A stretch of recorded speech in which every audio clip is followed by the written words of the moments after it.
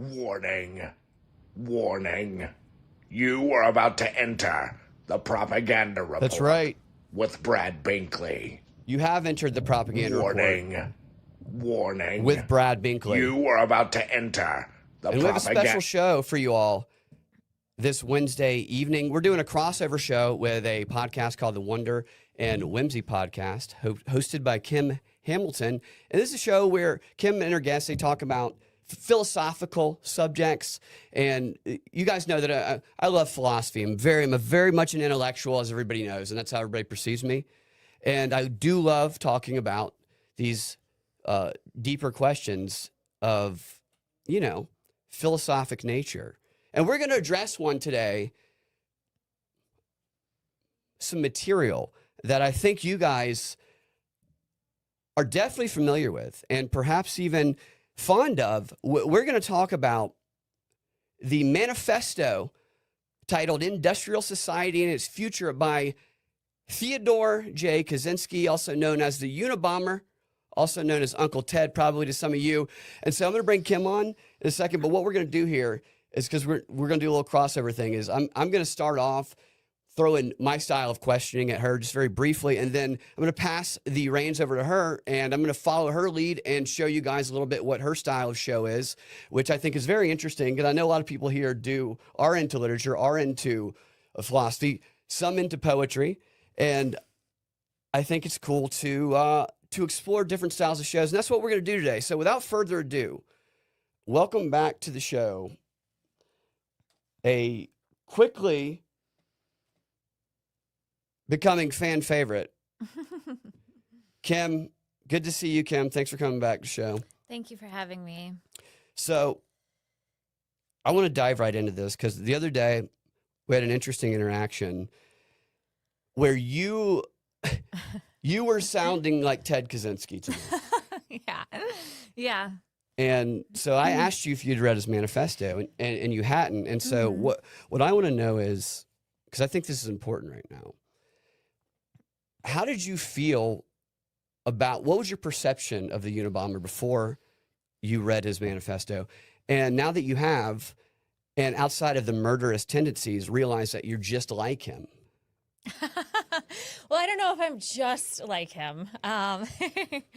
But I was surprised to find out that we do align in some respects, in some ways, for sure. So the other night, I was texting you because I was thinking about how much technology is a source of a lot of dysfunction in society. I think technology is very much to blame for a lot of disconnection between relationships. And if we didn't have technology, I wonder about this all the time, if the Industrial Revolution hadn't produced what it has evolved to today, would we be better off or not? And it's kind of a complicated question, because in some respects, society has improved. The death rate has gone down. But the environment, after the Industrial Revolution, like the environment, we have all these climate issues and like air pollution and forestation and even though like medicine has improved, the life expectancy has improved, and people are living longer, does that mean, what is progress? It's like, how do we define what progress really is? Is it just because we can live longer? Are we living better quality lives? So Ted doesn't think so, does he? Yeah. So when I was listening to a lot of what he said was surprising me, because my only memory of the Unabomber was hearing about him when I was like a kid. Yeah. Like, oh, the Unabomber, he's sending bombs in the mail. Uh-huh. Oh, he must be crazy. And right. So when you asked me if I had read his manifesto, when I was younger, I'd be like, why would I want to read some crazy guy's It's like, manifesto? have you read Mein Kampf? Yeah. But now that I'm older, it's like I like learning. It also kind of reminded me of this. I used to tell people in high school, when people would call me weird, I would be like, calling me weird is just a convenient way for you to deny your lack of understanding. And it That's what you would say to him? yeah, like playfully, but that's the thing. It's like it's easy to write someone off as crazy just because we don't understand them. But what if we're all crazy and that one person is actually sane? Who is the arbiter of what's crazy and what's sane? Maybe Where's the chemical imbalance is what I always say. People say you have a chemical imbalance to people who are given certain disorders, and I always say, show me a chemically balanced person. by what standard? You know, it's like who sets the standard for what chemical balance is? Right. Like, for instance, people that are schizophrenic. What if they can actually see reality for what it is and the rest of us are delusional? What if, like, people that are diagnosed schizophrenic are actually tapping into a different dimension and we're calling them crazy, That's but right. we're actually just not as tapped in? Anyway, these are kind of like the thoughts that started entering my mind as I was reading his manifesto. And you said you felt conflicted. What I think it's cool that you did read it is right now, especially, people will determine how they feel about information based on who says it, and will often reject stuff simply because it comes out of someone's mouth who they don't like, and they won't actually look into it. Yeah. And the reality is, you don't have to love the Unabomber or love what he did to gain from what he wrote. Yeah. And your willingness to do that, did it change your perception of him? Yeah, and I was thinking about that a lot as I was reading this. I kept wondering, okay, if somebody read this not knowing who wrote it, would that change how they perceive it? And my guess is probably yes, because when we already formulate an opinion about the author of something, we go into it with a bias. It's impossible not to. If we already have an opinion about someone, similar with like art, like actors, for instance. Like I was talking to someone the other day about the movie American Beauty. That came out in the 90s. And when it came out, I thought it was like so amazing. And, 2026, I look at that from a different lens. But somebody was saying, well, now it's like, I don't like Kevin Spacey because he turned out to be a creep, right? This is kind of like a parallel. So my thinking is can you separate the artist? Just because he's a creep, does that mean he's not a talented actor? Just because in his personal life he's a little different. He's, but does that mean he's not a good actor? Just because the Unabomber did what he did, does that mean that he didn't actually have some valid points? Yeah. And I think in response to that is who's pure? Who's 100% pure? If we can only accept information from people who are 100% pure and have never done anything considered to be bad or negative, I know there's a scale, obviously. Yeah. Then we're going to not be able to accept information from anyone. Yeah, that's a good point too. It's like, everyone has flaws, everyone's done something I'm sure they're not proud of. Not all of us have, bombed people through the mail. Just a few. There's a first time for everything. Oh yeah, speaking of, I do have some bombs with me, but yeah, you were telling me you brought me something, and you have to give me that later in the show. No, so but I kept thinking, like, I wonder if I just like presented pieces of this to somebody, not telling them who wrote it, if they would perceive it differently than if they knew who wrote it. But I think they would. And I was trying to look at it objectively, unbiased, with, at face value. I was trying to. And I was surprised by how much I agreed with a lot of the things. How'd that make you feel? I was questioning. I'm like, am I a little crazy? Maybe I'm a little crazy too. Domestic terrorist. Maybe.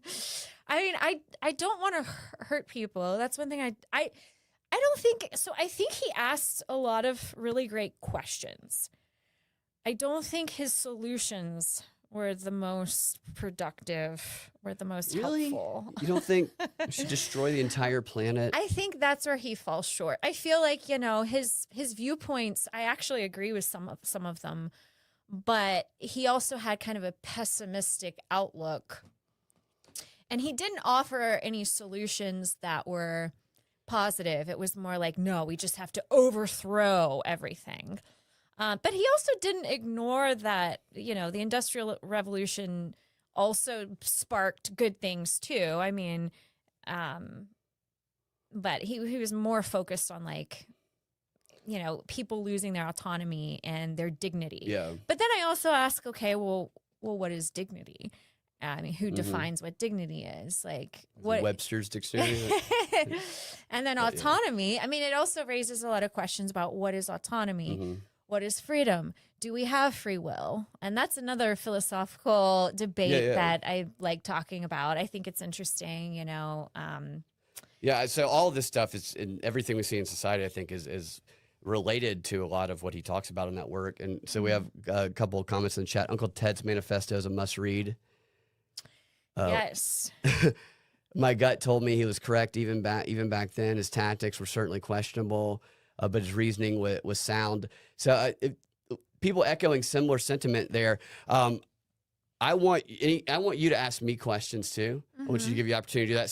So I don't want to keep going on with the questions. But the discussion you're having, like, I think it's relevant to society, and I think that we can acknowledge what was good and not feel like we're domestic terrorists or wrong for doing it. Right. I don't know. I don't think we should feel guilty just because we might agree with some of the things. And a lot of what he was saying, I mean, it felt like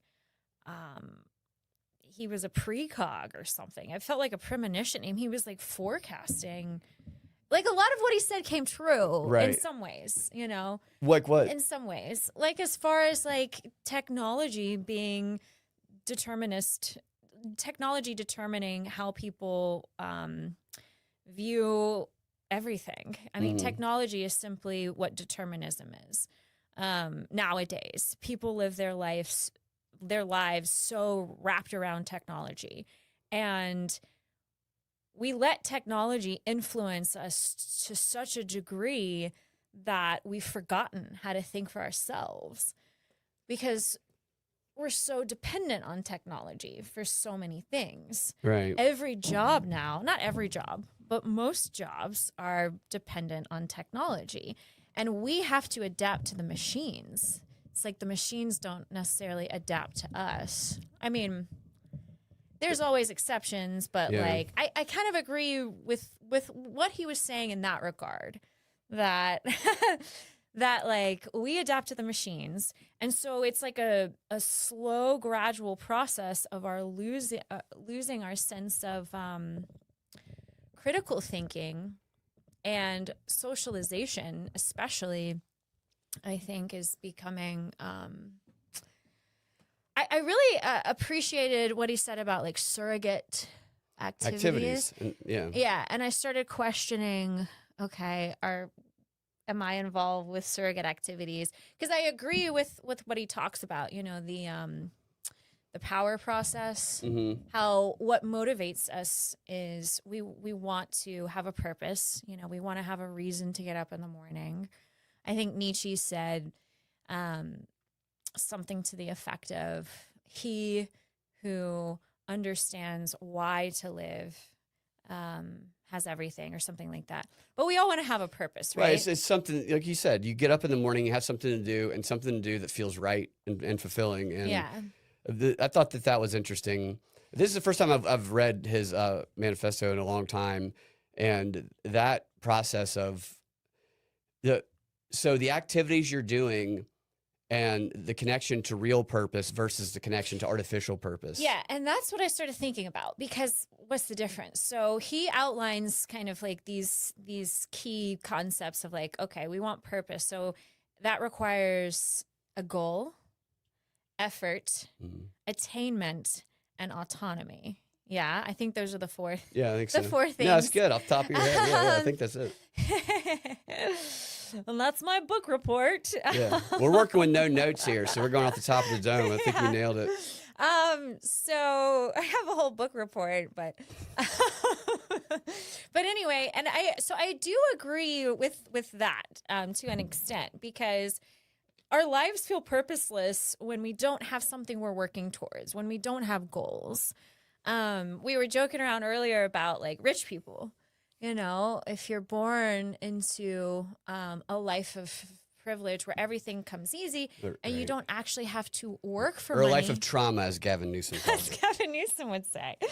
I mean, but if you don't have to work for money, money doesn't feel as valuable. If you don't have to work Absolutely. for something, that thing Yeah. doesn't feel as rewarding.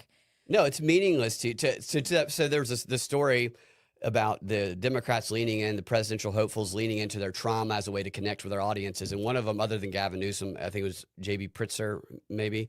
And the story was he's now finally opening up about how his mom died when he was like 7 and his dad when he was like 17. And then it does a quick aside, you know, to which he then inherited their $1 billion fortune. And this is his way to connect with blacks, with minorities. And I'm like, well, I think that when their parents weren't around, yes, it's very dramatic. I think maybe they went into foster home, got separated from their siblings, and had to struggle. I don't think they had $1 billion fortune. This is so out of touch. Yeah. And yeah, no, it's go ahead. I just He's reaching for straws. I Totally. mean, that's so like he's reaching for anything to make himself seem relatable. Like, I suffered. My parents fought. My parents like had arguments. Oh, because Which, yeah, right. Never had to worry about money.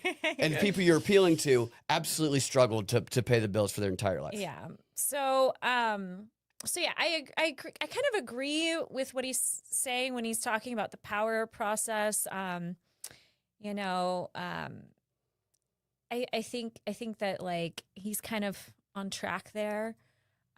And then, but when it comes to him talking about like, okay, a surrogate activity versus like real meaning, that's where I kind of question, okay, what is a surrogate activity? But then I started thinking about all these like jobs that we don't really need to survive. Like, for instance, like waiting tables might be viewed as a surrogate job, right?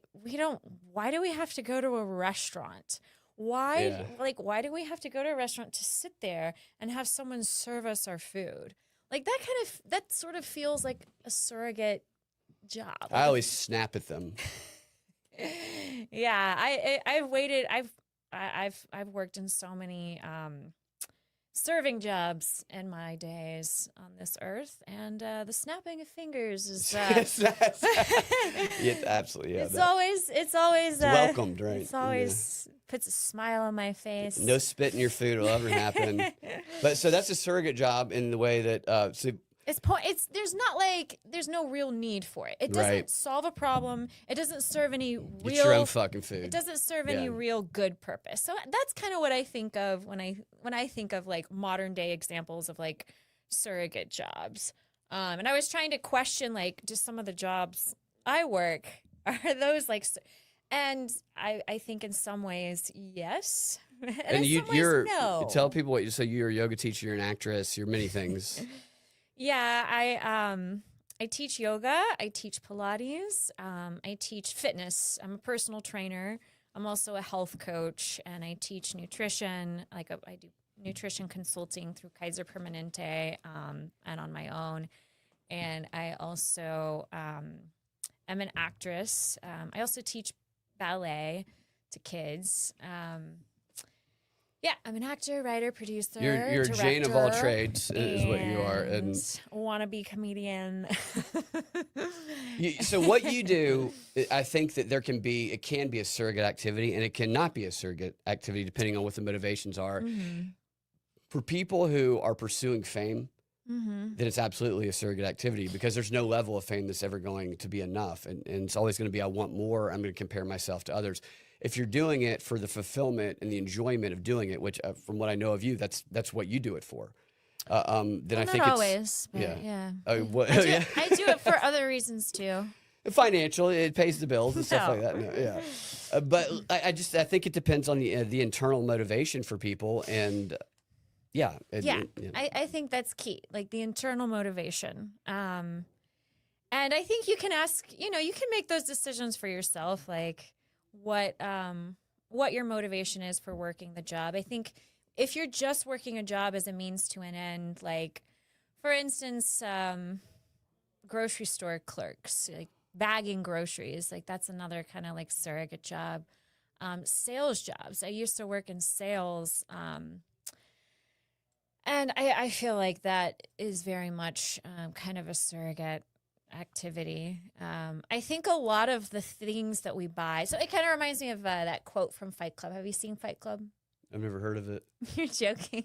Okay. How many times have you seen it?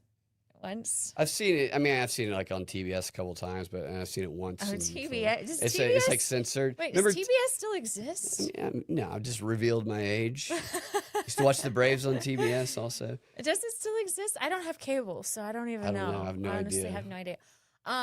So there's a quote from Fight Club that's like, I'm probably going to misquote it to an extent, but it's like, we are a nation waiting tables, working bullshit jobs to buy shit we don't need. Yep. And that's kind of it. Like when I was going through the manifesto, I thought about that because there's so many jobs out there that aren't really serving a good purpose. That we don't really need them. It's cog in the machine stuff, like you said. Yeah, exactly. And the stuff that we buy, we don't need. And that's that's what keeps us on the hook too, because it's a constant ambush of these advertisements convincing us that we need these things that we never even knew existed before. Mm-hmm. And he mentions that briefly, and that's an Edward Bernays. He used to talk about in his books 100 years ago, creating desire and setting up society to where people, the example he gives is, if you want to sell pianos, you don't say, hey, buy this piano. You create a culture where a piano room is standardized. And so therefore you have to buy a piano to fill that room up. Yeah, it's like standardized. And then it becomes a status thing. Like the things that you buy raise your social status. Social status is very much an illusion that we all buy into. Like we feel important if we have some fancy car, some fancy house, or like certain types of clothes, like my Lululemon yoga pants. I'm just kidding. I don't. Fancy. I refuse to spend hundreds of dollars on yoga pants. No offense if you're into Lululemon. I don't wear clothes under $150. I just don't think we should have to wear clothes, period. Back to nature completely. Uncle Ted would approve. I know. But that's kind of where I draw the line. I do, it's like, is that radical to think? Because I do sometimes think, okay, why do we have to be civilized? Like what is it? And what is progress? I think about like Maslow's hierarchy of needs. Yep. Okay. Once we have our basic needs met, like food, shelter, safety, and then we have like those higher levels of brain functioning, when we get in trouble, self-actualization, we have the type of brain that's aware, that's self-aware. Because of Eve. Stupid slut. That bitch. Yeah, it's all her fault. Yeah. But so I think I love the conversation about this is super interesting. What I want to ask you is, if we were on your show and I was a guest, what would you ask me? Well, I would just kind of read like a quote and then like you tell me what you think about it. Okay. Because typically what I do on my little Wonder and Whimsy podcast, which I don't think we ever connected it, but that's okay. Yeah, I know. I just realized I didn't connect it. We can stream it later. Yeah, sorry about that.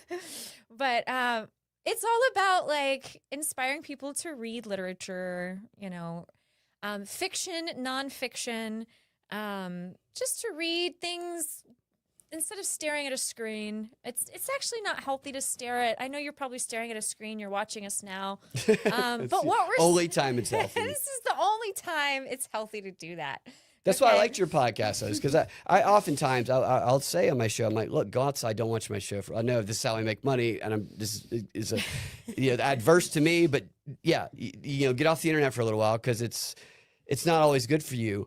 But what you guys talk about is things that people don't often do. Is you have to read and you discuss things that people don't reflect much anymore, because reflection makes you feel bad sometimes, because you have to examine your own issues and examine how you're dealing with things. And I think philosophical stuff can highlight that. And I also think that people aren't even aware of some of this. Like some of the stuff you guys talk about in your show, the quotes you read, I'd never heard of them. And they struck me because of the way they made me feel. And that's why I wanted to throw it to you to kind of tell them what you do. And even if you don't have direct quotes, if you wanted to demonstrate some of that, we can do some of that. Yeah, I mean, so Socrates said the unexamined life is not worth living. Who? Socrates. Yeah, right. Socrates. Yeah. Yeah, so I tend to think that the unexamined life is not necessarily worth living if you are just a cog in a machine, like Uncle Ted says. You know, if you're just sort of blindly allowing technology to dictate your choices, and you're just whatever you're born into, you know, if you don't ever stop and ask questions and examine your life. So I do agree with Socrates to an extent. However, I also feel, just to play the devil's advocate, that the over-examined life is not worth living either.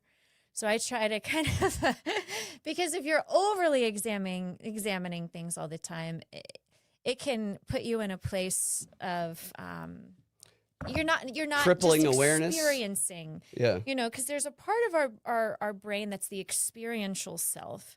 But if you're over analyzing, you're not fully surrendering to the present moment and just enjoying the moment for what it is without trying to analyze it and label it and box it into something, just like appreciating the moment. So I try to live my life as in, you know, take time to reflect and examine your life and think about your choices, but also on the flip side, take time to just be present without overly analyzing. So yeah, the unexamined life isn't worth living, and I also think the over-examined life is not worth because you can only examine to a certain extent to where it's beneficial. You learn from an experience. You use what you learn. You absorb it and you apply it for the future. Anything else to dwell on things is just going to keep you in anxiety and negative and self-conscious and down on yourself, I think.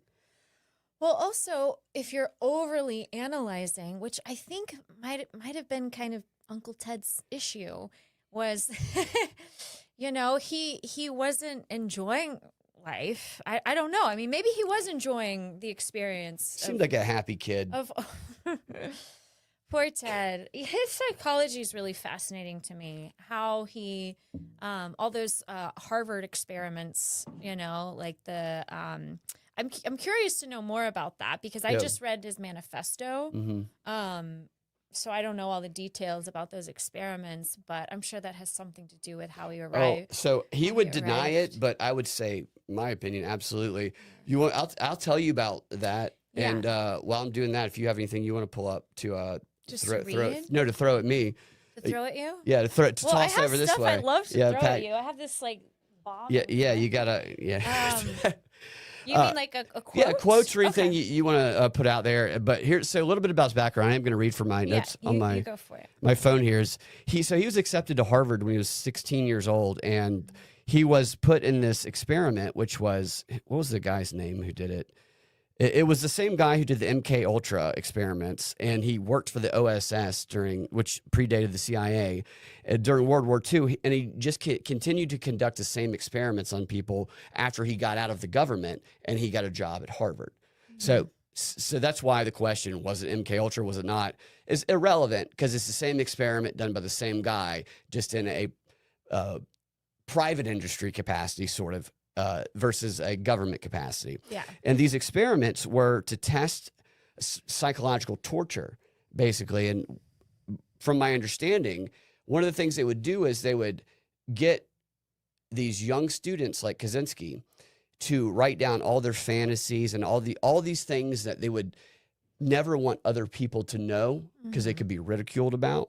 And then they would give these writings to law students, and they would bring these law students in for the purpose of having them ridicule them to the point of just psychologically torturing them. And they would do that. I think he did it for a couple of years. They tortured them to discover the extent of psychological torture that an individual could deal with. Yeah.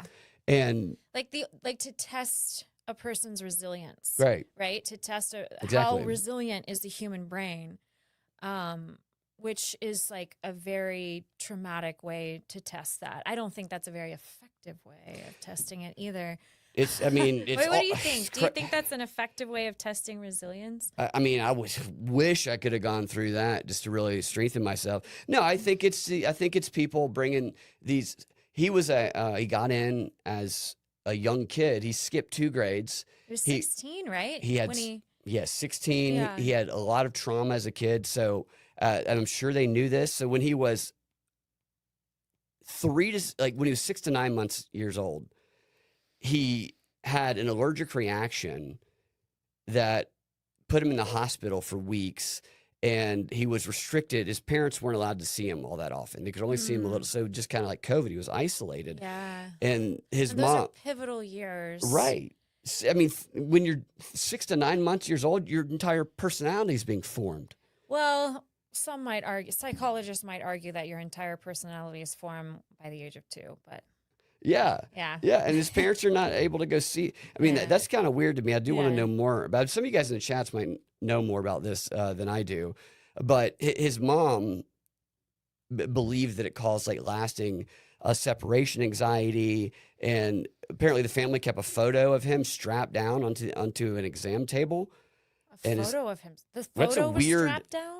Yeah, they had the photo strapped Wait, that down. doesn't make sense. Ted, look at this photo That strapped down. makes no sense. No, the photo of him strapped down, which is that's kind of I don't know all the details of this aspect of it, but that's a weird thing for your mom. Hey, remember when you were strapped down when you were 6 to 9 years old, not years old, and your eyes were crossed in this photo? Apparently, it's a very strange thing, and so then he had a trans face.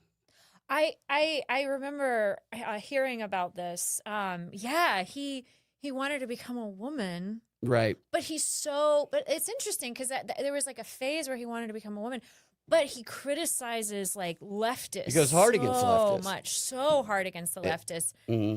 He goes hard against people in his same industry. People who were scientists, people who maybe some of them deserve to be go hard after, but like one person that people don't realize was on his hit list, according to the FBI, when they arrested him in that cabin, is somebody that became a very popular name around the time of COVID. He died shortly before COVID. It was Kerry Mullis, the inventor of the mRNA thing, who famously called out Dr. Fauci, said Dr. Fauci wouldn't know anything about this shit. And then he dies right before it. And so he kind of was a hero for a lot of people who were questioning the jab. I played his clip all the time. I had no idea until we were talking about it, and I looked it up. I was like, who was on his hit list? And Kerry Mullis is one of the guys that he was going to send a package to. Yeah. And I find that interesting. That it seems to me, the psychology, that he had some weird experiences as a kid.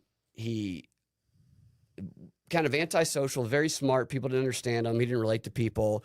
And then he goes and he's chosen probably because of his level of intelligence and vulnerability. Yeah. Because of his antisocial nature, being broken down. And he's just, as a 16-year-old, has his entire, self-worth destroyed. But he's also very smart. And so then he goes on some sort of revenge tour later in life, targeting the very people that kind of broke him down. And he says it had nothing to do with that. I don't believe that for a second. I don't know. I mean, it is interesting because he also became a math professor. He was teaching math at Berkeley. Berkeley, that's right. And then I know he got like criticized by his methods because he was just like going by the book. Right. So I don't know. It's just interesting. So after he left his job teaching, that's when he like became reclusive and went to a cabin in Montana, right? Mm-hmm. And wrote the manifesto and all of that. And yeah, I was thinking of, have you heard of the book Into the Wild? Mm-mm. It's like a similar concept. They made a movie out of it too. It's actually an interesting movie. Comment if you are familiar with Into the Wild. I'm curious. Is this the guy that went into the bus, went into the woods, and he was kind of like similar. Like he wanted to reject. He's very smart. Yeah. He wanted to reject society and just like live in the woods. But then I think there's a valuable lesson in both of those stories, like what happened to Ted and what happened to this guy who went into the woods.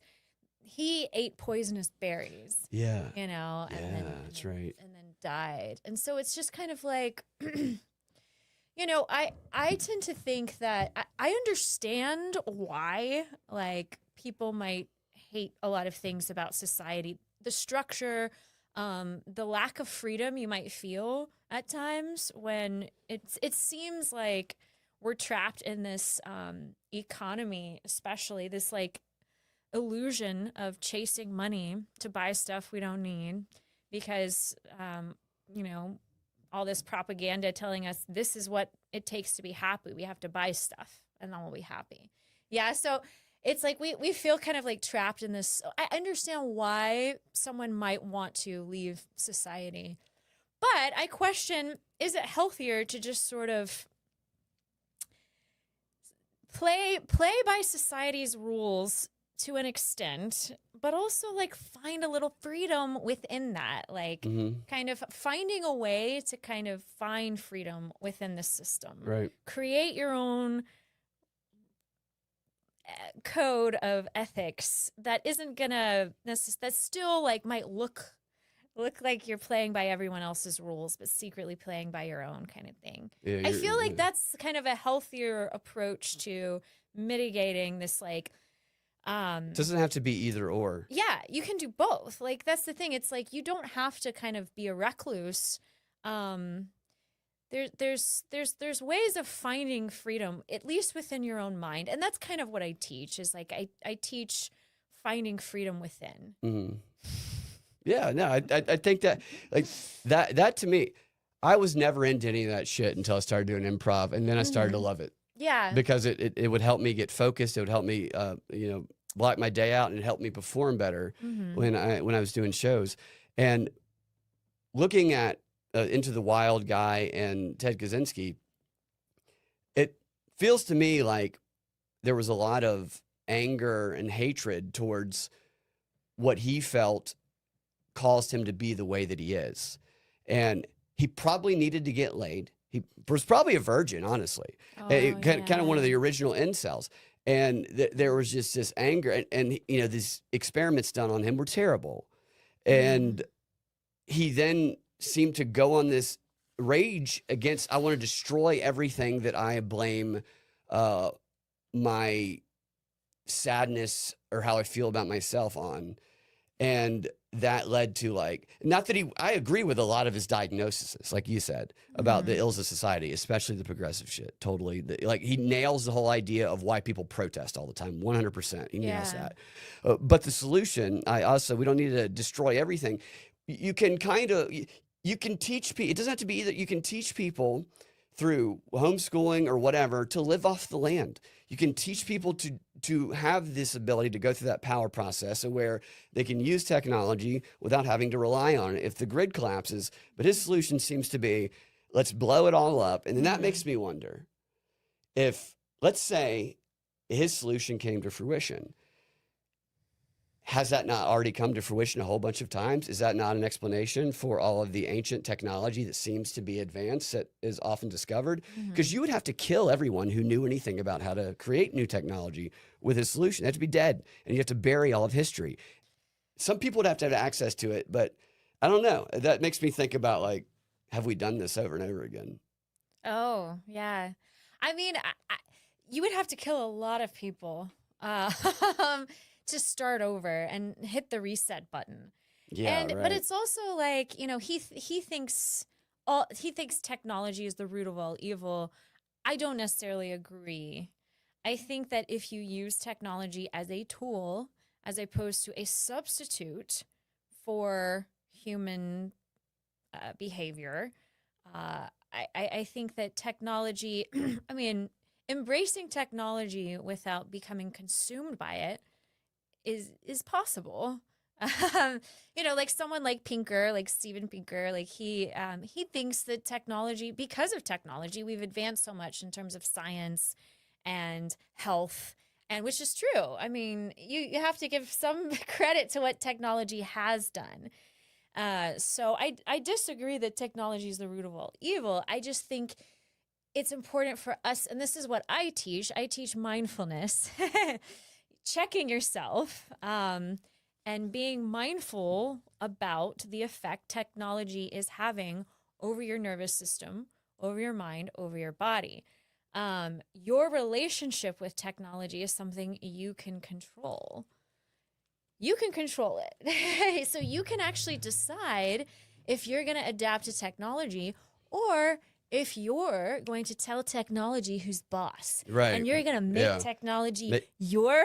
It's your bitch instead of you being its bitch. Is technology going to work for you, or are you going to... So I mean, we're all going to be confronted with that very soon if we haven't been already.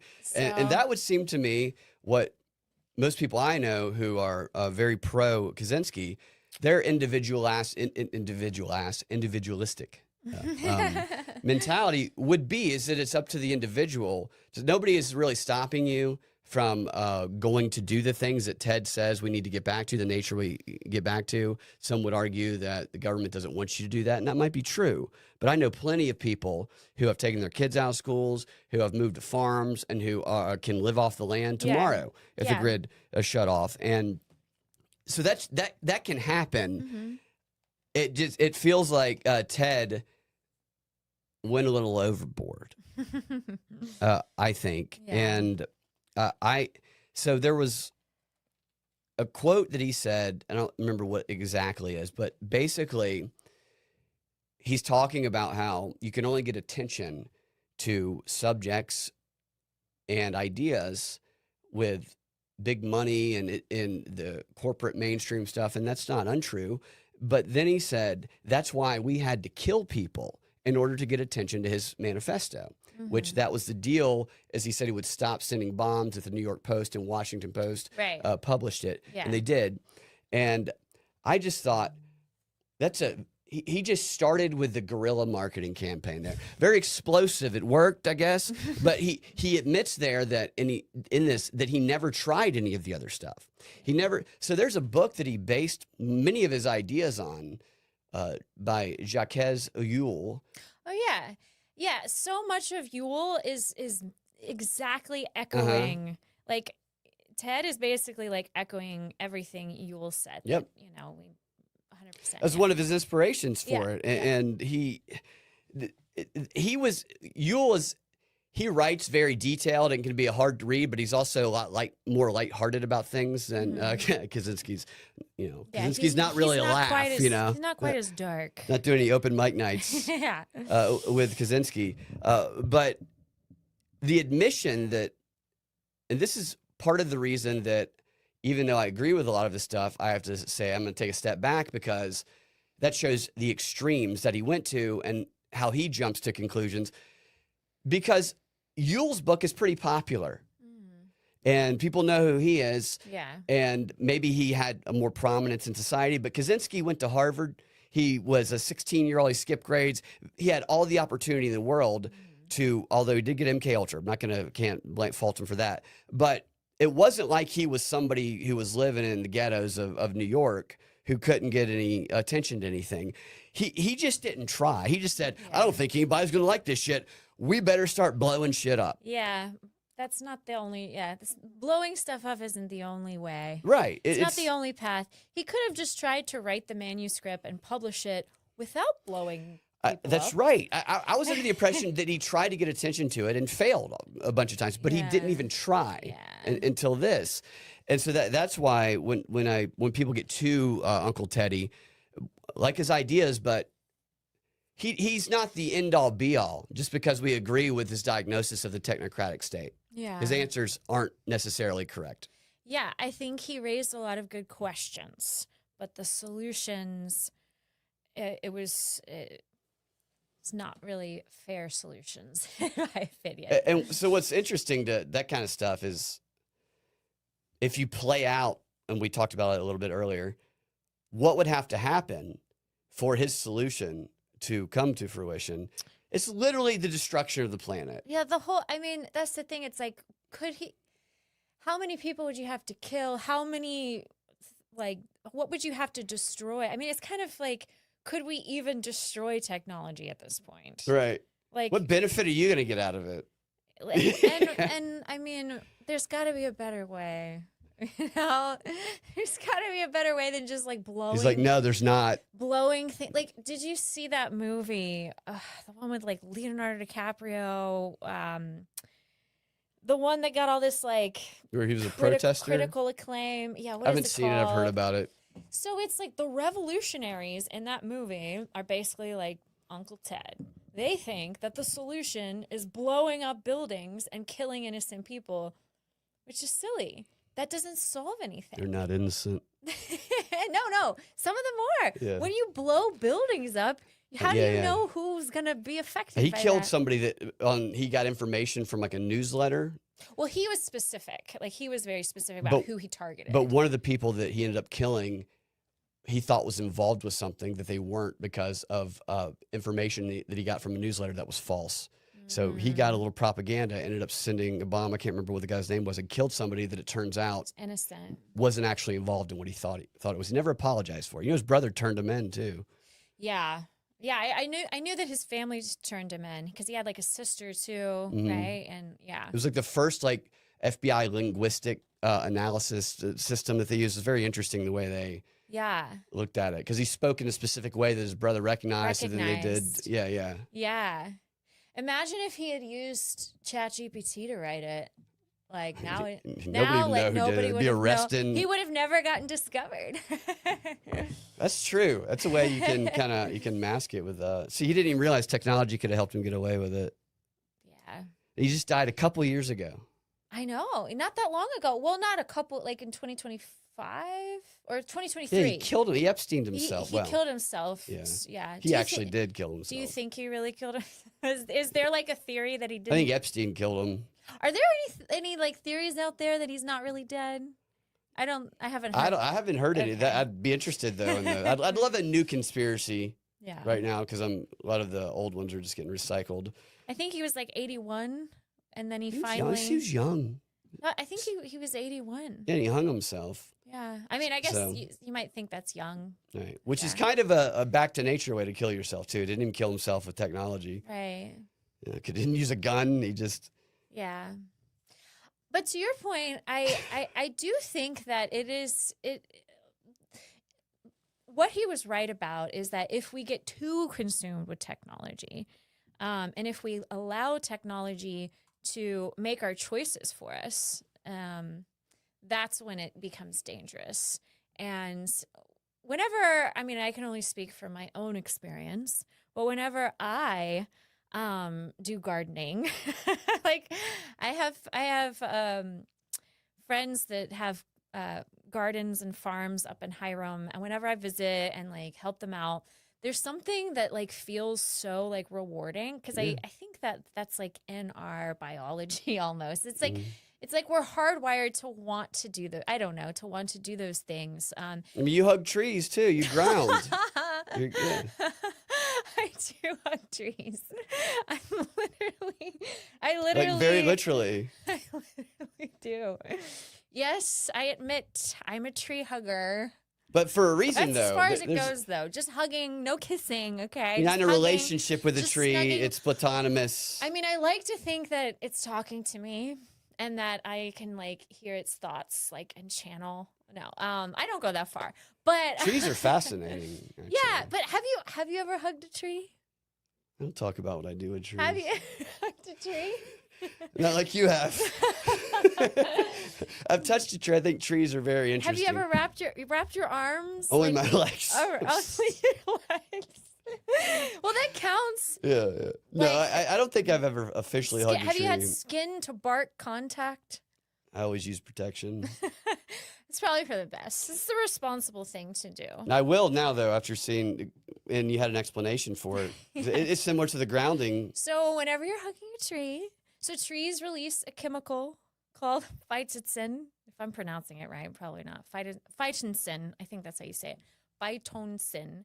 And it basically releases a chemical. It can actually help your immune system. Studies show.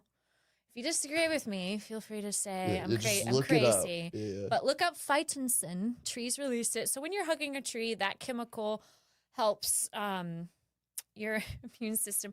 But just being out in nature, there's been a lot of studies. When you're out in nature, it has an effect on your nervous system. Mhm. So it helps put your brain out of fight and flight mode into rest, digest, and repair mode. That's why when you're out in nature, you feel a little more calmer. You feel a little more Unburdened. relaxed, unburdened.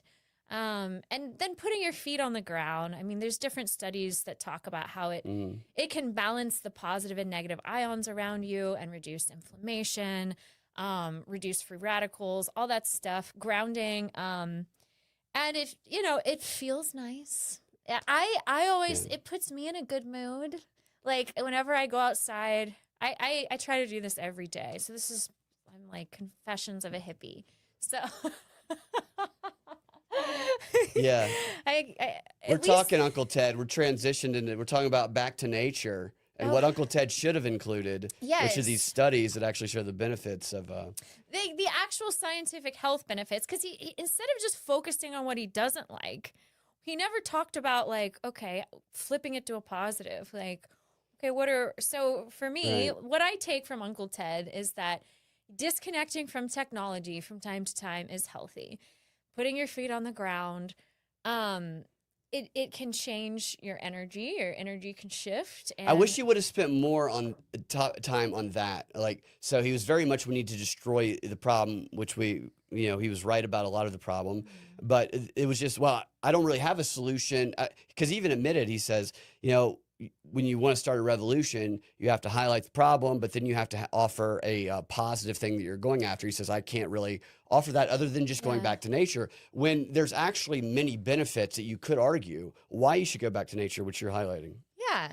Yeah. I mean, growing your own food, like there's something very rewarding about that when you know what's in it. You know that it's not like the government putting crap in it because you've grown it yourself. So you know it doesn't have, if you grow it organically and you're careful about the seeds that you use in the soil. So many of us are not getting the top soil nutrients we need. And that's why we have all these crazy new diseases, because we're all malnourished. It's so hard to nourish ourselves the way we're supposed to if we were growing our own food and we knew how to do that safely and in the healthiest way, which I have friends that know how to do those things. They're definitely on a government list. Hopefully they're not on a list. Hopefully the government's not after them. I hope not. Although something did happen to one of my friends. No, I know. But what happened to them? He died mysteriously. Oh my God! Are you serious? Yeah. Yeah. Drowning, and in Obama's pool. No, he was a surfer. Like he would. Are you being serious? I'm serious. Oh my God! I'm sorry. No, it's okay. It's okay. I mean, I'd rather laugh about it than cry about it. Right. I thought you were kidding. No, I'm not kidding. Right. But I mean, that really happened. But who knows? But nobody knows how. Nobody knows why he died. I don't know why he died. He taught surfing lessons. We're getting really off track. Like a year ago. Yeah. Yeah. He used to teach surfing. He taught me a lot of the gardening skills that I have. He drowned, and he's not somebody that you would ever think would drown because he was like a surfer. He like lived on the lake and like nobody knows how he drowned or was why. it in a lake? It was in a Lake Raven. Okay. Yeah, it's mysterious. That just reminded me of it. Hopefully it wasn't the government. Like I hope not. Hopefully he's in a happier place somehow. Maybe it's a whole subject for another conversation anyway. At some point in time. But yeah, so that's one of the issues I had with the manifesto too, is that it was just like, okay, I get what you don't like, but what's something positive? So what would you take away that's positive that you could use in your life that other people could use? And as opposed, that's not let's tear down the structure, which is, I totally see that argument. And in a lot of ways, I advocate for certain aspects of that, but I also don't advocate for black pilling, which the TED can be a little bit of a black pillar. Right. I think that taking useful things and that's good. I'm going to use that and I'm going to use it for good. What do you take away like that? Well, what do you take away? I've been talking a lot. What do you take away? I take away that echoes some of what you're saying in that the recognition of, I think you said this in a different way earlier. It's the recognition of the control that has been exerted over us through technology. And it does take away a lot of your freedoms, depending on what your definition of that is, and privacy.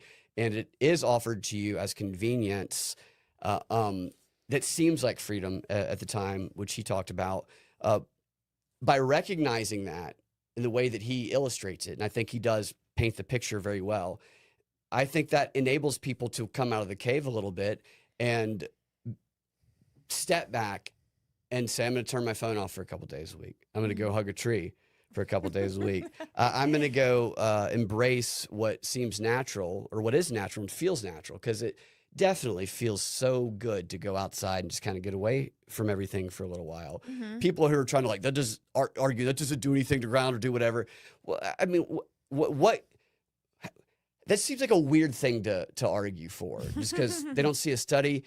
There are studies, though. I know. There's plenty of It's a bullshit study. I don't believe science. I get it, but yeah, it just we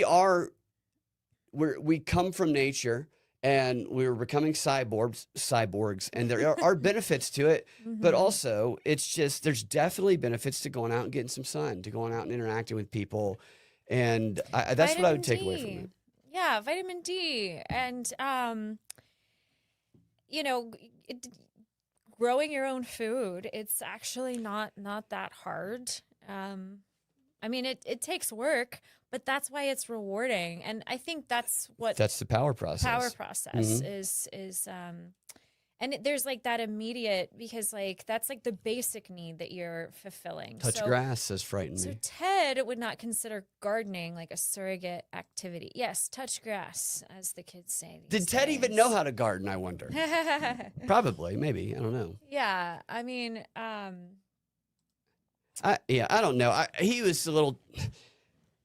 He was a little too bitter, in my opinion, to be clear when it comes to solutions.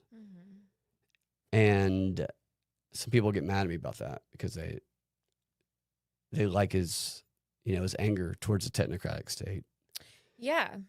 And the control of AI. There was a quote he talked about how what happens when AI can do everything, or he didn't say AI, but what happens when computers can do everything people can do, and what are people going to do? And then that's when we become subject to their system instead of us exerting control over reality. And so therefore, we have to destroy all technology around the world.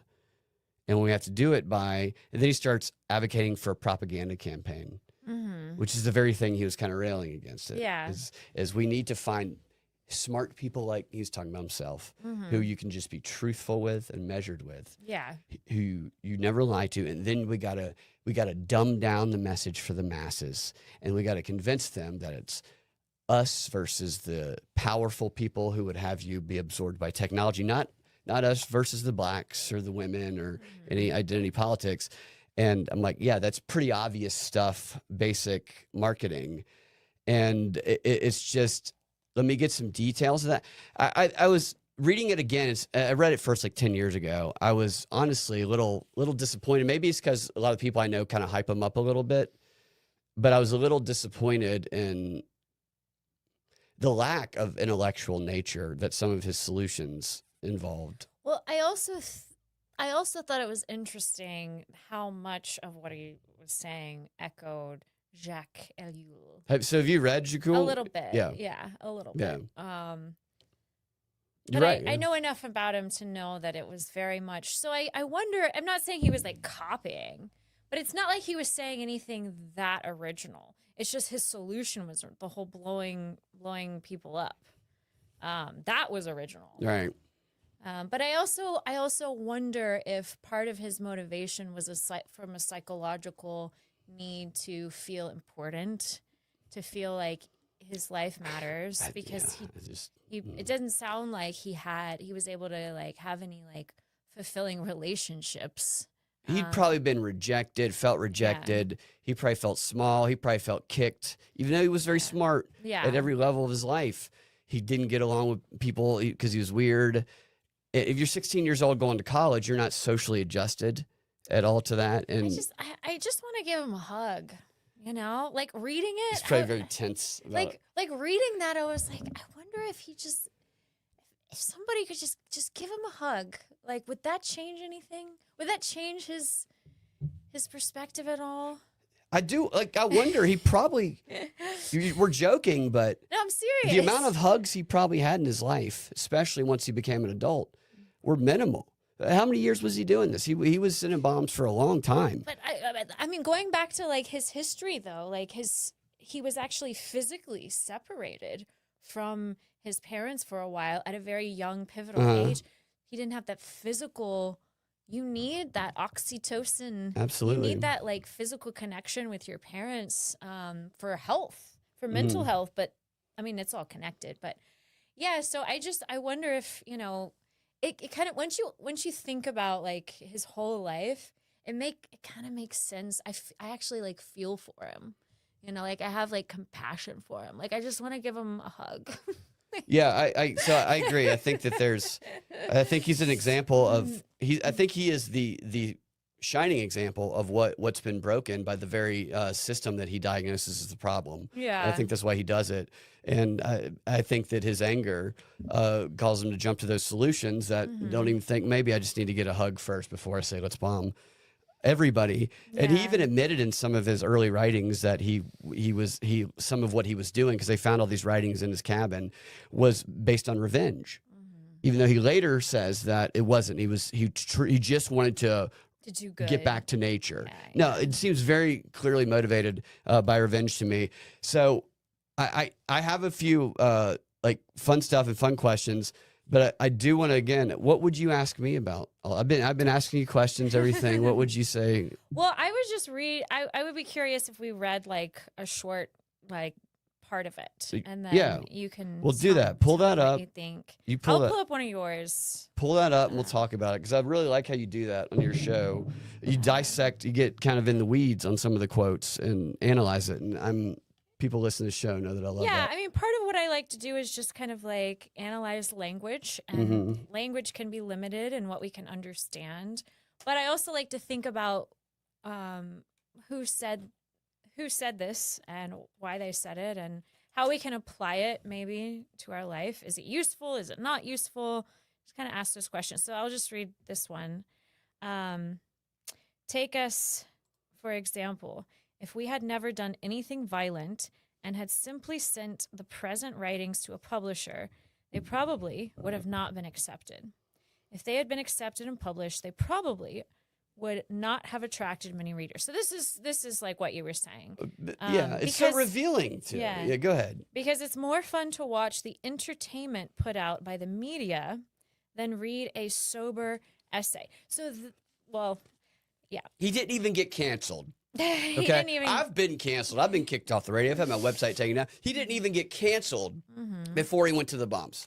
Yeah, I mean, he even if these writings had many readers, most of these readers would soon have forgotten what they had read, as their minds were flooded by the mass of material to which the media exposed them. In order to get our message before the public with some chance of making a lasting impression, we've had to kill people. Okay, so I mean that relates to what you were talking about before. It's like the only way is to kill people. Does it contradict itself within that statement? Yeah, it's definitely contradicting, but it is interesting the way that he talks about what he says. Most of these readers would soon have forgotten what they had read, as their minds were flooded by the massive material to which the media exposed them. It's interesting that he says that in what, 1995? I think he wrote it years earlier. Did he write it before? I think he wrote that? it like He in the late released- 70s, and he ended up releasing it in the 90s. Yeah, so like if he's writing this in the 70s, but it sounds like he's talking about modern life. Uh-huh. That's what I found interesting as I was reading it. It was like, this sounds like modern life. Yeah, I mean, you can see people falling into what he describes being completely controlled by technology and the media. But also this idea that people will be flooded with information that the media is going to control, and then the only way we can get the message out is to kill people, so the media will post it. So aren't you just giving it to the same people who you said are going to flood people and make it confusing for them? Right. Yeah, exactly. It's like, so because what he's saying is, because people died, that's the only thing that's going to get attention. Someone dying. because otherwise people might just read it and discard it.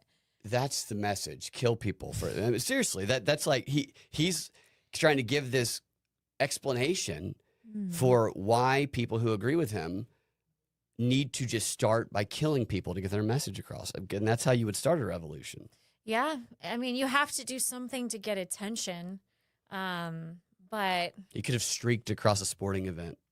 But I mean, there are, yeah, like there are other ways of getting attention. Like you said, just post nudes. Right. But, you know, if only there was OnlyFans, he would have embraced technology. But you don't have to resort to violence to get attention. But I think if you write something and your message is poignant enough and powerful enough, people are going to pay attention because it speaks to people. He's not giving people the credit they deserve. That's exactly right.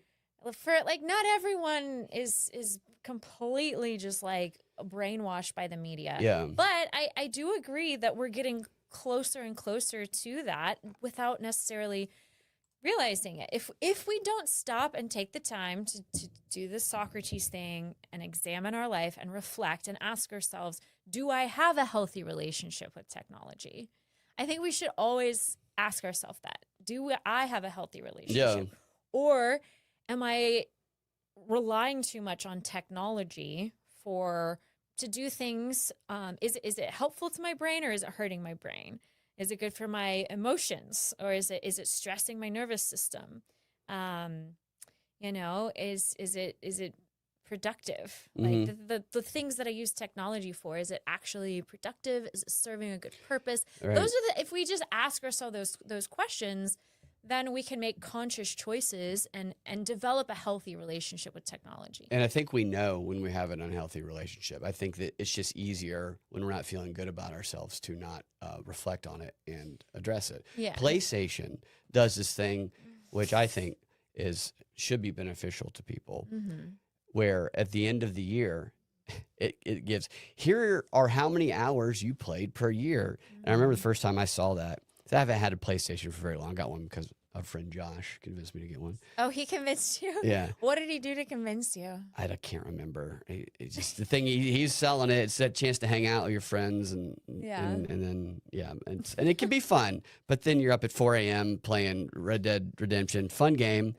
But how many people I need to shoot and punch in the face before I go to bed? Yeah. And what kind of effect does that have on your subconscious mind?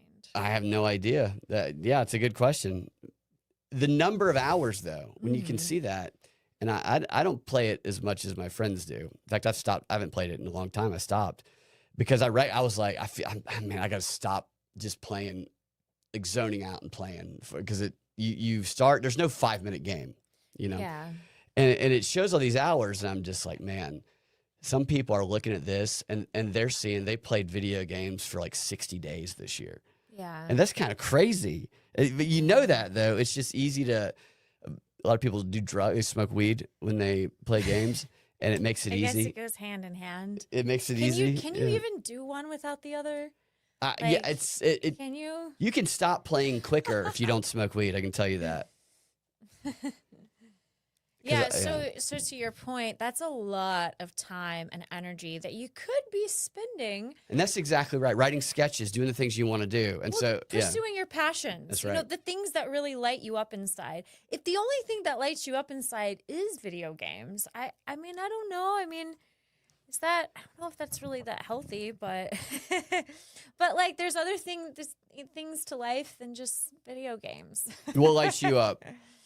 A lot of things. I mean, it usually just boils down to my relationships with people. If I feel like I'm making a positive impact, like earlier today, my students, a lot of my students, after my last class today, it was like a big class. They all came up and talked to me, and one of them in particular was just telling me how much my classes have had a positive effect on her life. And that lights me up inside. Yeah. Making people laugh lights me up inside. Me too. Any way I can. Creating a film and then like watching the audience be affected by it and seeing how they're affected and seeing like the conversations, like this film that I worked so hard on, like seeing it stimulating conversations. Are you ever surprised by the reaction? Like from an audience member? Oh yeah. Oh, definitely. Like this one film that I made, I was very surprised by how much people were affected by it, and I was surprised that people it was working, and it was, you know, because when you work on a project, like if you're sometimes you get so consumed in it that like you understand the meaning. Right. So it's easy for you to understand, but then it's hard to look at it with fresh eyes and like, is it going to land with, how is it going to land with the audience? So when it does land, it's like, yay. There's that uncertainty too in between where you're worried about it. I'm sure as you know, as a comedian, like you can relate to that. Absolutely. Yeah. Well, you know, I've never not killed, but no, you're 100% correct. And connecting that to what Ted Kaczynski, the whole fulfillment thing, the power process is, for me, whole reason I do this show, I started doing it years ago because I was teaching a stand-up comedy class is one of the things that inspired me. And a lot of people I knew who were funny, who were very capable, would not do it because they would defeat themselves before they tried because of this ideal of what they're supposed to be and what success is, and they just thought they couldn't be so I would spend most of my time trying to help people overcome that. It wasn't even, they were funny, and they could write well, and they could write good jokes. They just didn't believe they were people who could do that kind of thing because of what they were, right. Like they wouldn't, like they didn't feel like they could make it their career.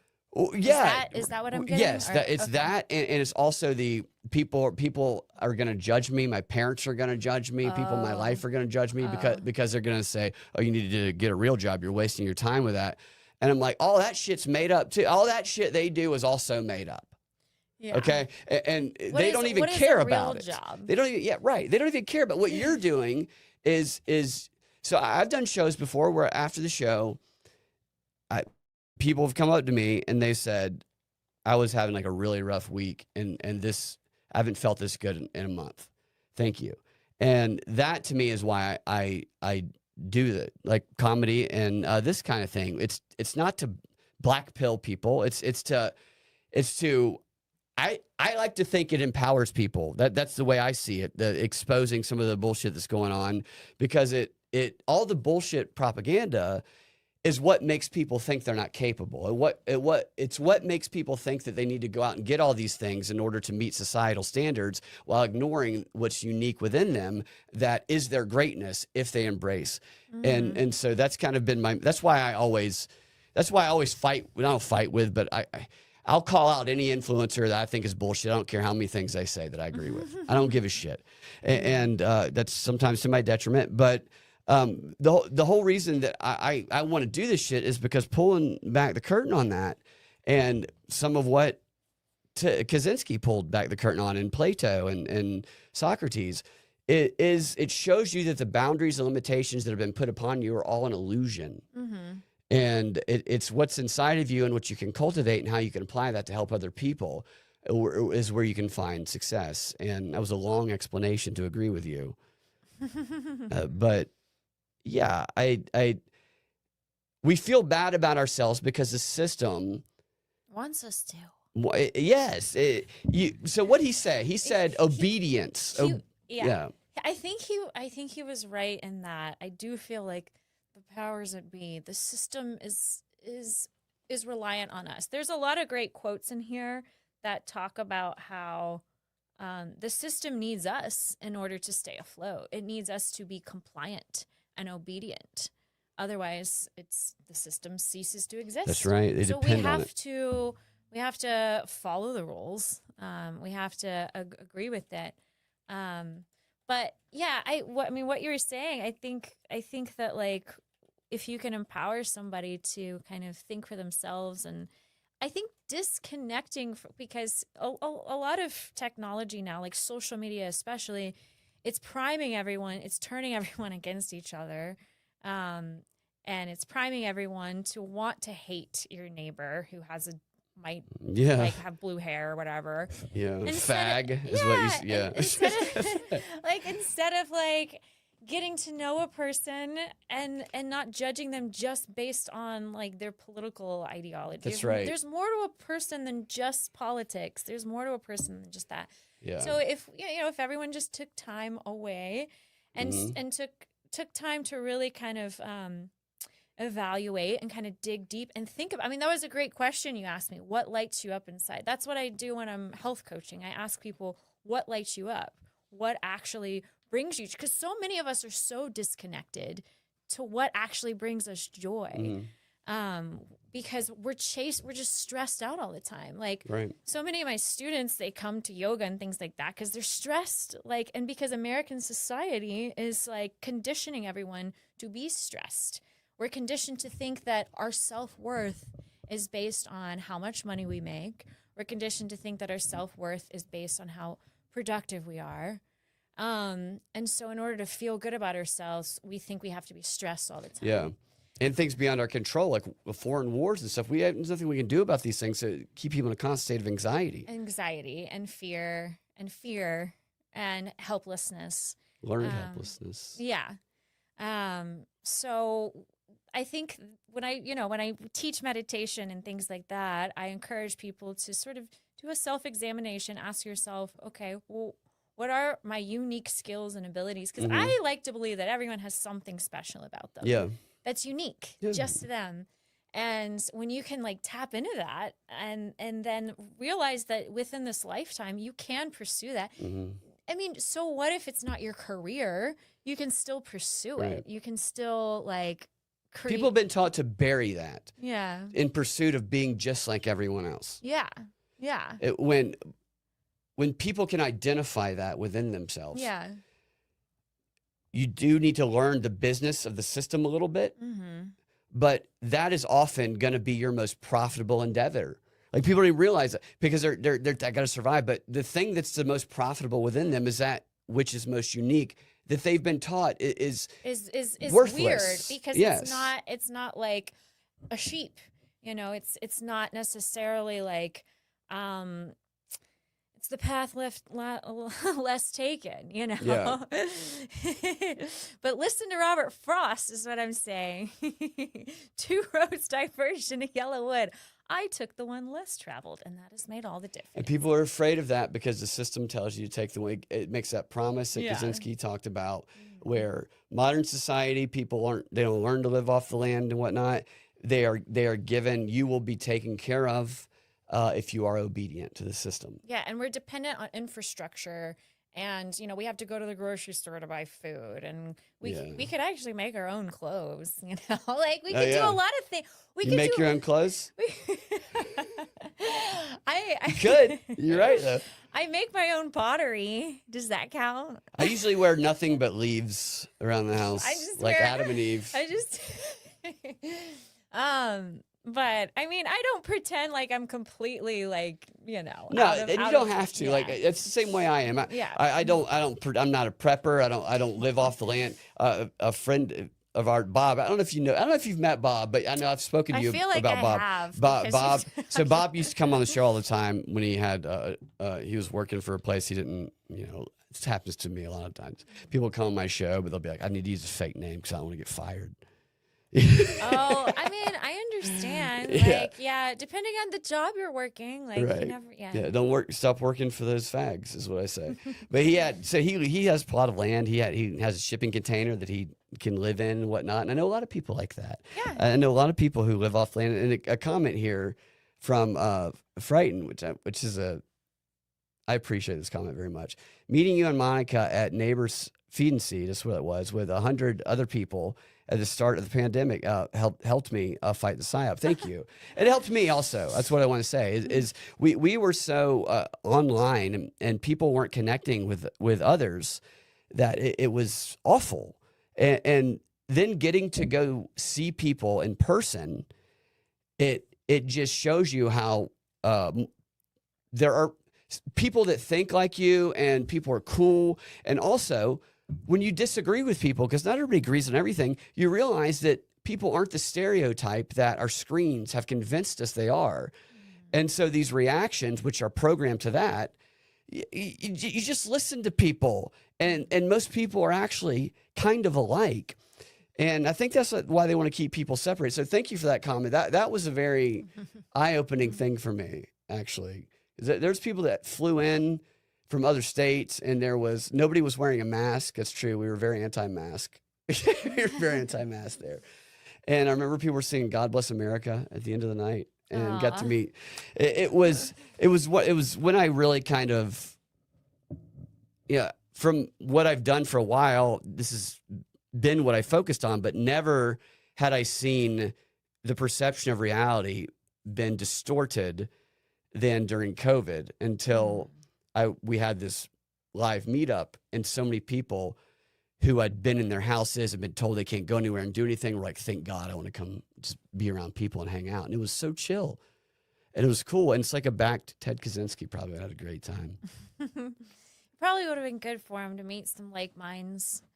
Yeah, to meet some, because I was joking, but I was like, some of what he said, he feels like a kindred spirit. He's just misguided into thinking violence is the answer.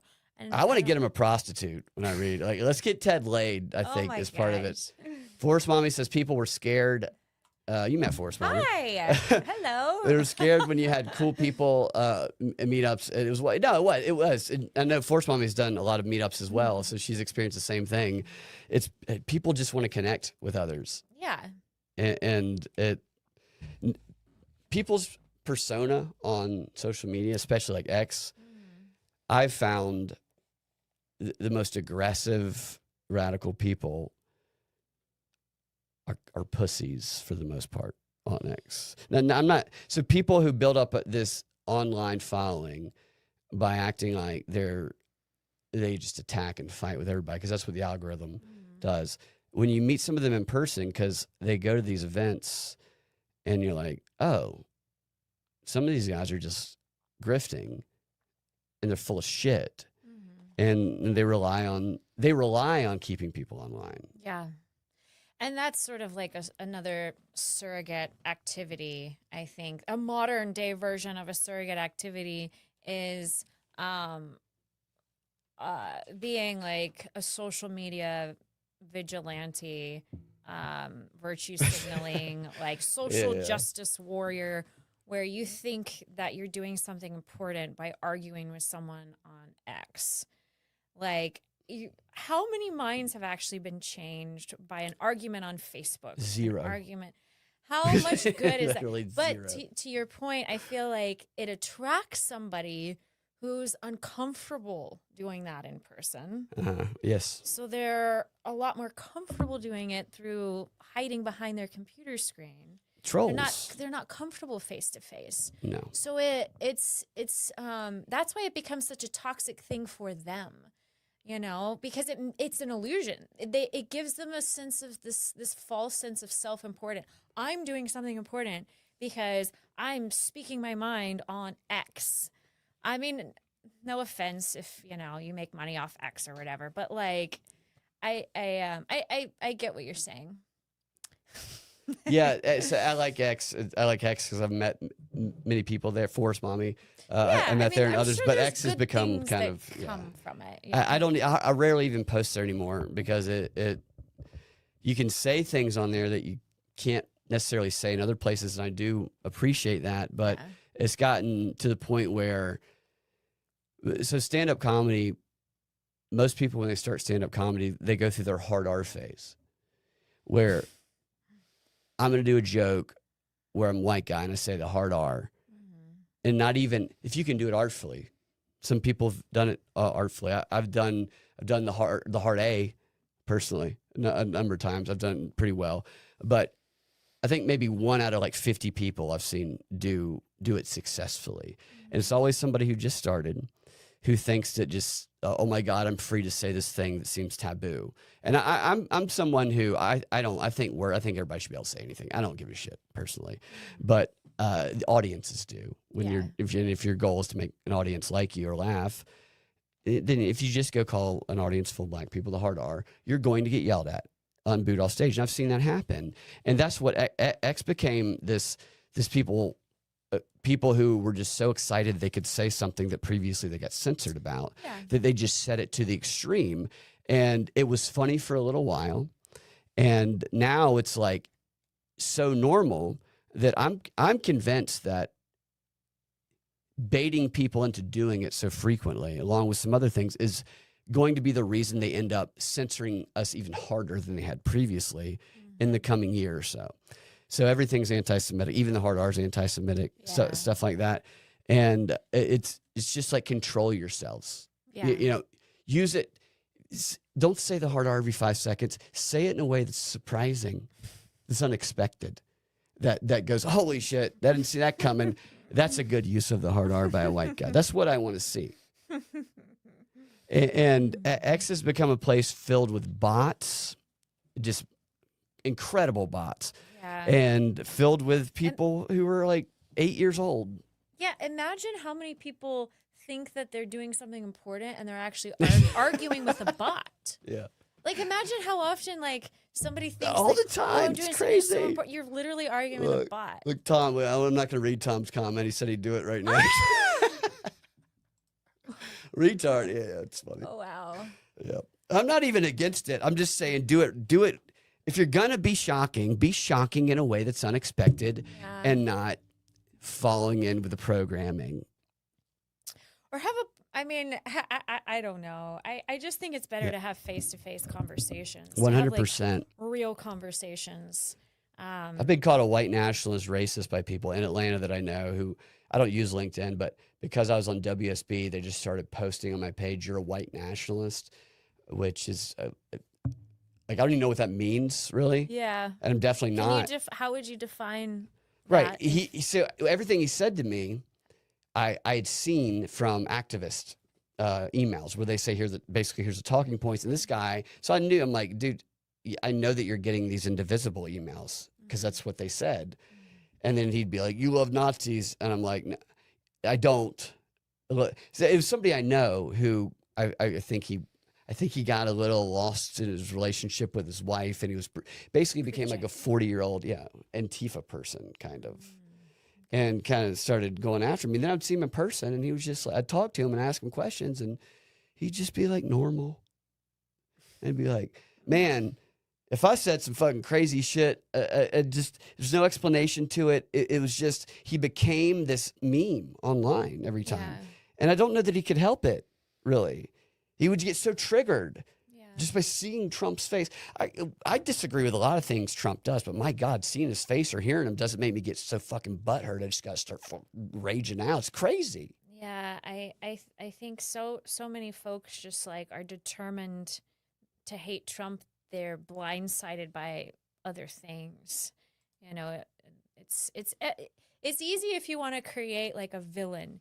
You know, it's easy if it's a lot easier just to blame one person on all the problems to create a villain, because that takes responsibility off yourself and your neighbor, and like nobody wants to hold themselves accountable. That's exactly right. So they just want to blame the fake villain, because Trump, if on people were everything. accountable, then they wouldn't need politicians because they'd take care of it themselves. But if you can convince people that someone else is accountable, then the politician can come in, you can blame this side, and I'm going to be your solution. That's why this identity politics shit is like bullshit.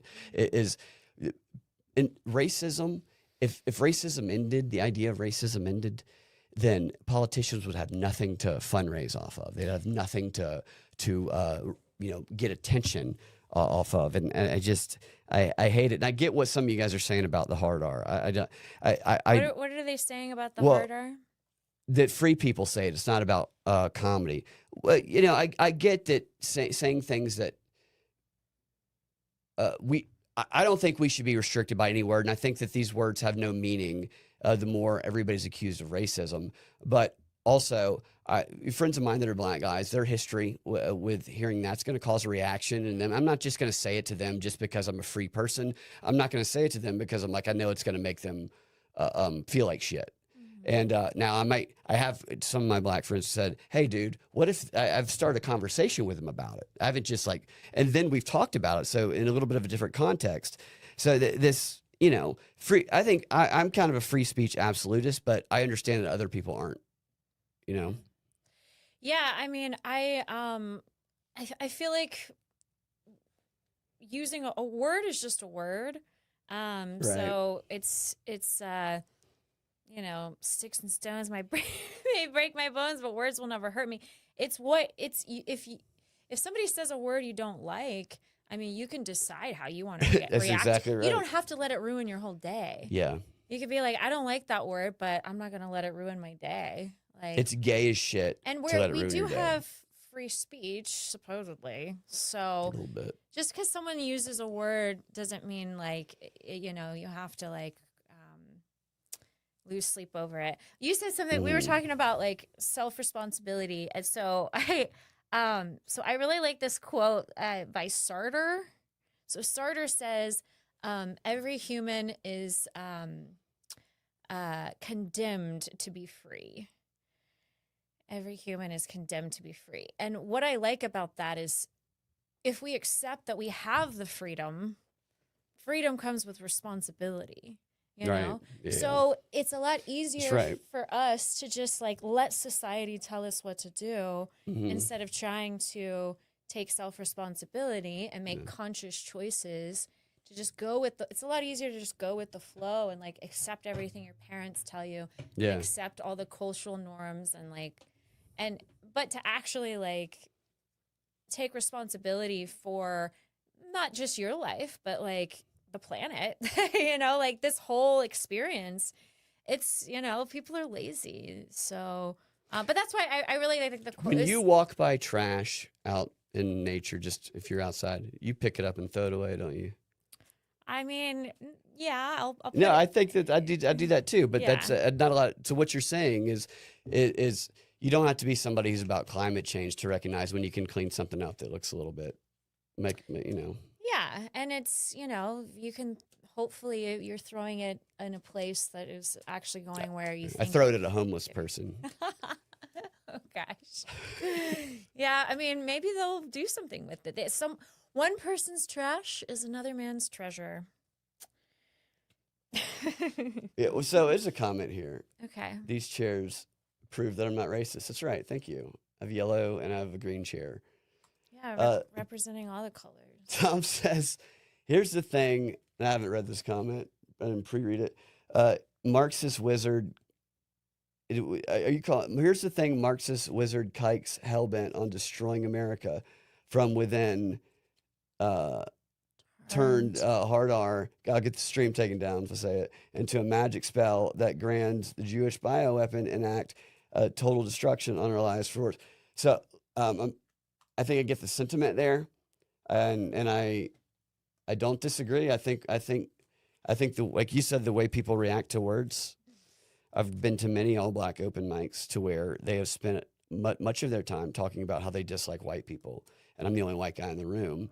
And for me, I'm just like, it feels so good to be the oppressed minority, is what I think. But they also, some of them will get on stage and they'll say, "Can you believe all these white people are saying nigga on TikTok?" And I'm watching them. I'm just like, why are you spending all this time watching some random person trying to get attention on TikTok? And it's affecting your life like that. You have that choice Yeah. in the way that you react. Who gives a shit? Right. Who cares? That you have complete control over how you react to things. And you're right in the comments in that they want to control you with this language by controlling your feelings in the way I call them language landmines. Okay. Really, it's I these like these that. certain Yeah. words that Like people certain words that you know are going to trigger people. short circuits people's ability to think and have discussion, and it puts them in a pure emotional state. Yeah. And Just from a word. absolutely, and that they can only do that because we're affected by it. You know. That's why I'm not against using words because you're free. I'm for if you have people you know in your life who are affected by them because of a certain meaning that's been instilled into it by a propaganda machine, discussing it with them and maybe saying, "Hey, here's why I think this word's funny in a certain context," which I've done plenty of times because I run some of my jokes by my black friends before I go do a black room. Yeah. And they don't get mad at me for it. Now I don't do LGBTQ rooms, but you know, it's just it can go. The vitriol online is not what people are in real life, but the reactions people have are to real life people from this stuff they pump down. Yeah, and I also think that it's okay to. So do you think that it's? Let me ask you this. So when you're making choices with the words that you speak, think that it's fair to be sensitive. Like if you know someone's sensibilities, if you know someone may react in a certain way to the hard R, do you think that it's fair to just kind of use To antagonize them? Yeah. Or just do you think it's fair to use a different word? If it comes a situation where you talk to, so if I go up on stage after somebody who's talking about, I can't believe all these white people saying the hard R, and then they did a joke in their set that was about, I saw these police officers beating the shit out of somebody, and I thought it was one of ours, but then I saw it was a white woman, so I helped him kill that bitch. So if I see somebody a black guy do a joke like that, and then transition into how he's so offended about white, I'm going to go up on stage after him, and I'm going to say, I completely agree with you. It's much worse for a guy to say the hard R than it is to kill a white one. Yeah. Highlight it's that. Hypocritical in that way. Yeah. But like on a personal level, I think about it when it comes to the trans stuff. I know a number of people who have identified, they're guys that have identified as women that are stand-up comedians, and I don't understand that at all. I think it's I don't know what the origin of it is. I think there's something missing in phenomenon going on for a lot of it, but I'm not just going to be a dick to them as long as they're not a dick to me. Yeah. And so if I've known for years, and if I'm talking, and this has happened to me, I've been like, hey, what's up, man? Oh shit, sorry, dude. Oh fuck. Gonna come at me for misgendering them. Yeah. Then I'm gonna try and do the thing that makes them feel better. Yeah. I got you. You know what I mean? Yeah. And I think most people are like that. I think the media highlights the examples of the radical circumstances, and they try to make people think that everyone's like that. I have never, and I've done that a lot of times, not on purpose. I've never once had anybody be like, stop misgendering me. They've always been, I get it. I've changed. Yeah. And I'm like, thank you. I will and, you know, address you as you like. Because I don't give a shit what you want to be called. Right, right. You know? Yeah, it's so interesting how certain words are so triggering and hold so much. And some people, you know, it's just a word system.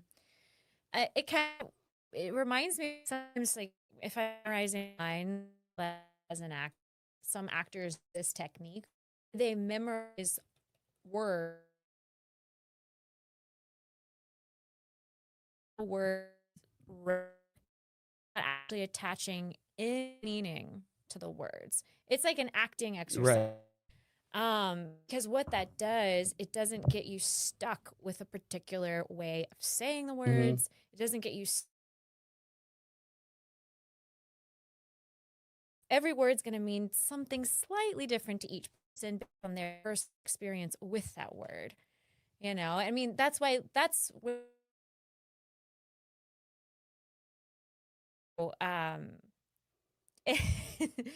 so yeah, so I think that if somebody uses a word that triggers you, I think the healthiest thing is to ask yourself why, and just maybe have a conversation about why that word triggers you, and then, you know, or yes, yeah, how often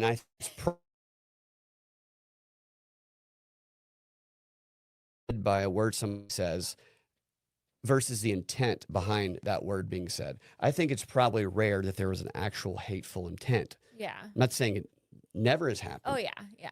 But I think most times it's they're saying it with one intent and it's being received with a pre-programmed intent. And if they have a conversation you're talking about, then it dissipates all of this and it actually takes power away from the system that relies on those language landmines to divide people with identity politics. Yeah. I hate that shit. It's just it's disempowering for people to be so caught up on that shit. Right, right. Yeah, so I'll never call a gay guy a fag. Okay, all my straight friends I'll call a fag. But that's the idea of it. It's the same thing. It's just like, Well, yeah, it's like some derogatory terms in certain contexts can just be like playful, silly, like joking, you know. But that's when comedy becomes really hard to navigate. I mean, in 2026, I feel like comedy is especially Totally. difficult. Yeah. But I feel like if comedians are afraid of offending their audience, that's when comedy dies. Yeah. You have to push boundaries as a comedian because the whole point is to provoke people to think about the foibles of humanity Yeah. and laugh at yourself, right? Cross the And line a little bit. yeah, you have to push boundaries. Otherwise, what are you doing? Just comforting people? What does comfort do? And that's what a lot of these comic rooms are. Being challenged, kind of flipping their perspective. I didn't in Atlanta. I did event stuff, do it in Atlanta for a long time because I couldn't even. It would be like LGBTQ ally only night. You know, we'll kill you if you're like a white guy type. That's black guys. I'm like, you think you hate white? Put in one of those rooms, okay? They'll crawl up on a roof, and depending on what you're believing about the conspiracy, shoot you in the neck, or maybe have his wife shoot you in the neck. One of the two. But yeah, I completely agree with that. And speaking of comedy, I'm doing a show at the Helium Comedy Club in Alpharetta on April 4th with Sam Tripoli is going to be headlining. If you're in the Atlanta area, it's a 7:00 show and a 9:30 show, and it'll be a good time. I've done a few shows with Sam, and it'll sell out. Sam's a great live show, and there will be a lot of crossing of the line going on there. And I'm interested in how the reaction is going to be here because the shows I've done with Sam in the past year and a half or so, have been at specific events that draw the live audience that people who listen to my show, people who listen to his show. So I wasn't worried at all. Mm-hmm. But this show, it's near. Say some things you don't like. And so I'm disclaimer. Yes. Yeah. I'm curious what that kind of blended reaction is, but I think that the culture has changed a little bit. So Trump, there's a lot of things I don't like, but I do think the culture when it comes to comedy is starting to shift a little bit. I hope so. But yeah, I and make me like kind of question like, oh yeah, why do I do this ridiculous thing? Look, this is kind of ridiculous, you know? Because when you can laugh at yourself, it's healing. You're right. You know, you don't have to like beat yourself up about something, but like, and the other thing is like, you know, when you identify, I don't know. I'm a sucker for comedy. You're good. I mean, you're very funny. You do improv, you do sketches. You got a good sense of humor. Well, I just appreciate how it can be healing and it can bring people together.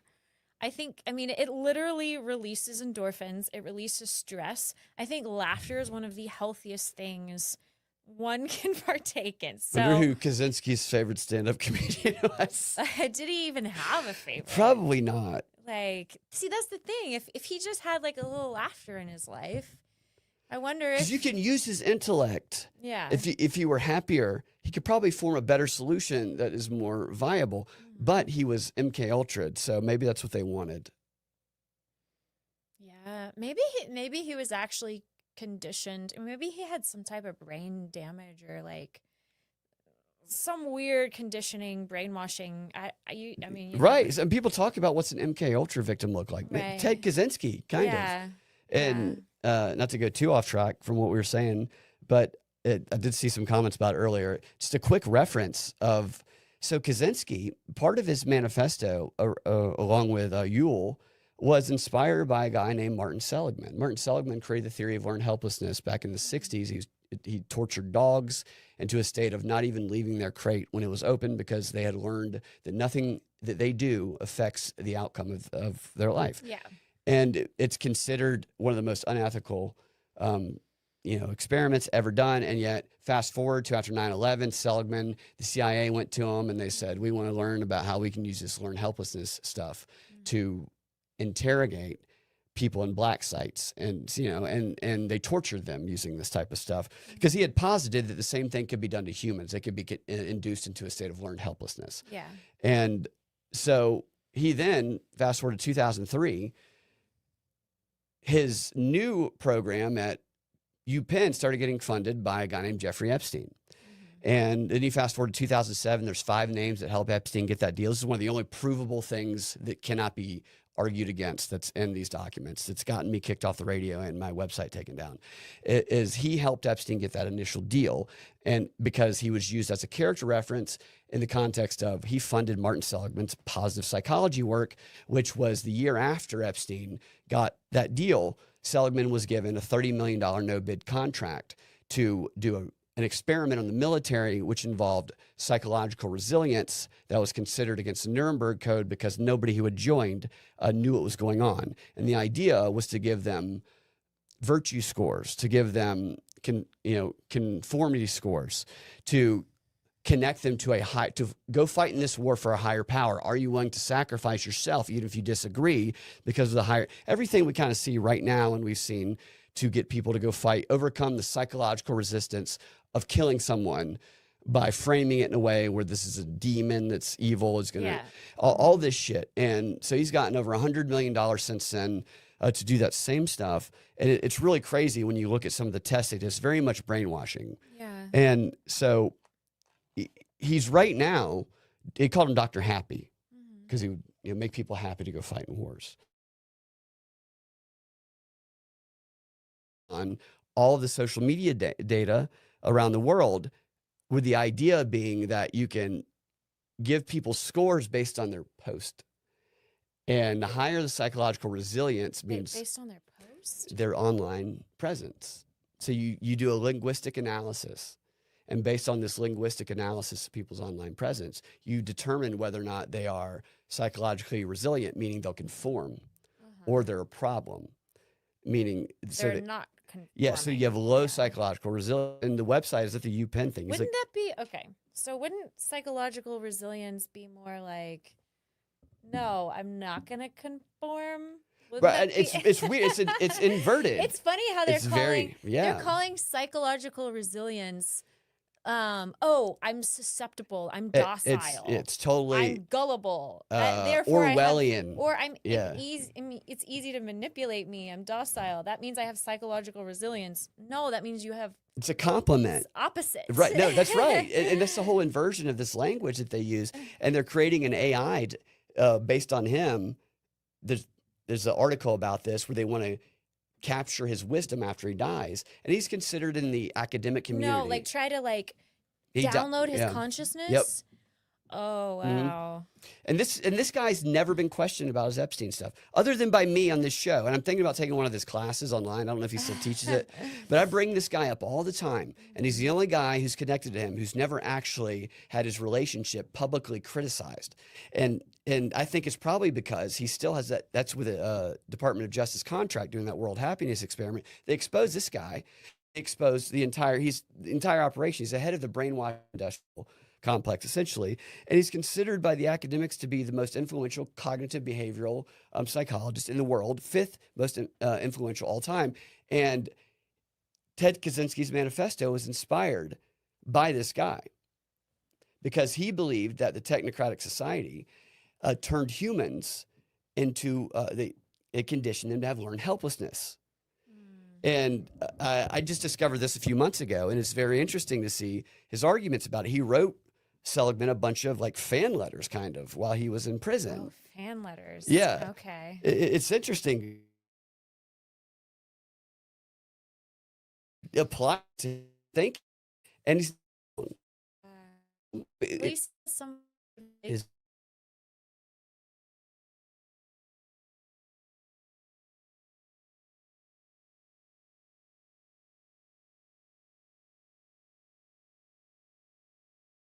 have been, but and they've done this thing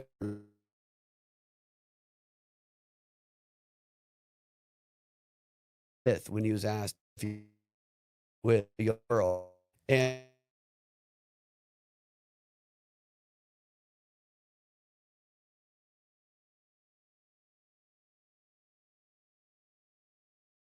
every single question, but they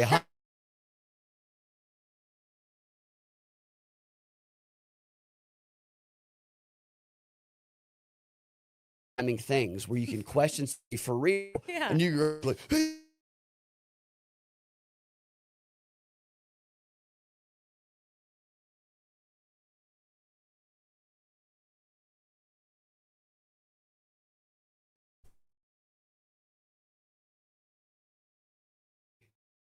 Definitely.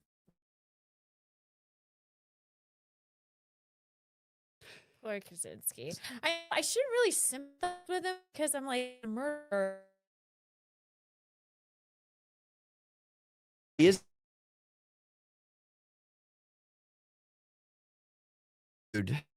Luigi that he gets all the letters.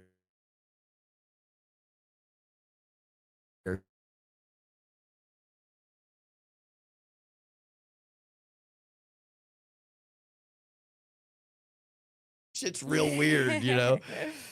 But so the whole idea behind people are like separate, like free Luigi because he's such and powerful. But if that person's dick, he had kids. You know, I don't like. I know that human People are nature kills preaching people. free Maduro too, and like free. Yeah, everyone's a human being, but like, I don't know. Yeah, you can sympathize with someone, but that doesn't mean you can. That doesn't mean that you know, like you can sympathize with somebody who committed a crime, but that doesn't mean they shouldn't be held accountable. Yeah, and it Like, goes to judge people. So when maybe the second time we met,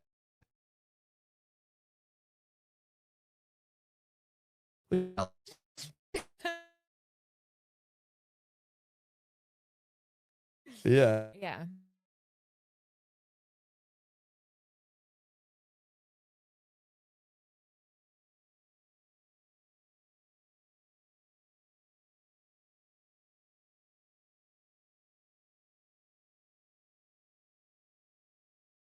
and from anything, if not signing the influence to.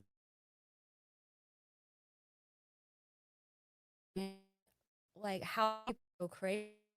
Um, because then it raises questions. Okay, what can we do to prevent this? Is there something we can do to protect the minds of other human beings so we just don't keep like society doesn't keep creating these products that are Right. like, people shooting up schools and like, I mean, I think it's important to read those things to understand why people go Totally. crazy.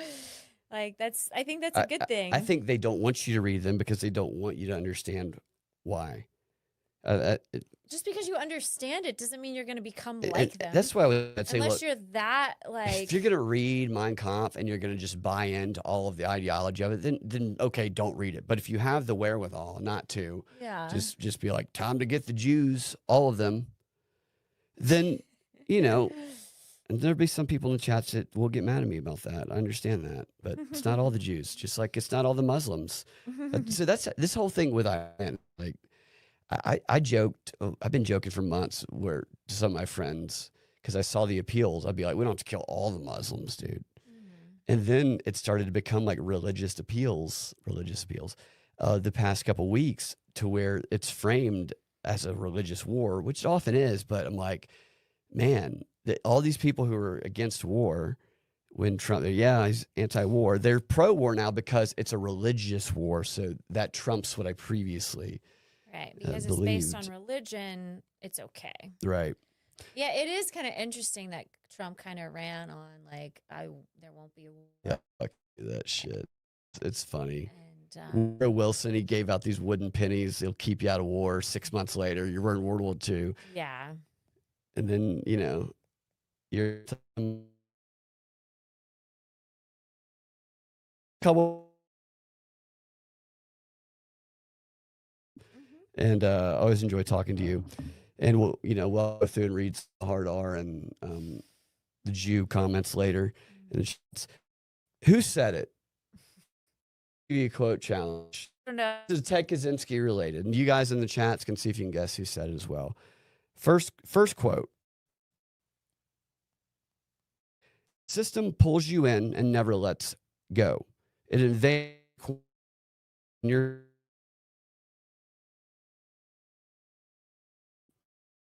said it.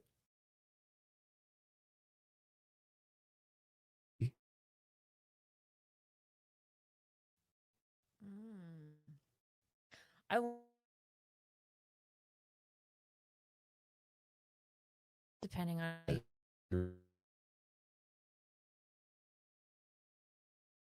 it would be too obvious if it was Uncle Ted. Very smart. So Neil deGrasse Tyson. Yeah, that was a trick that I set you up. It was Hunter Biden. It was neither. Hunter Biden. It said was Hunter that? Biden said that. What? What? Hunter Biden. In his 2021 I would not suspect book, that. it was Hunter Biden. Yes, very much. Okay. Let's do another one. I won't trick you, so I'll give the. Hunter Biden sounds like him and Uncle Ted could be friends. Might as well be. Here's the quote. Once the world has access to every part of you, privacy stops being about secrecy and starts being about survival. Who said it? Was it Edward Snowden, Ted Kaczynski, Rihanna, or Ron Paul?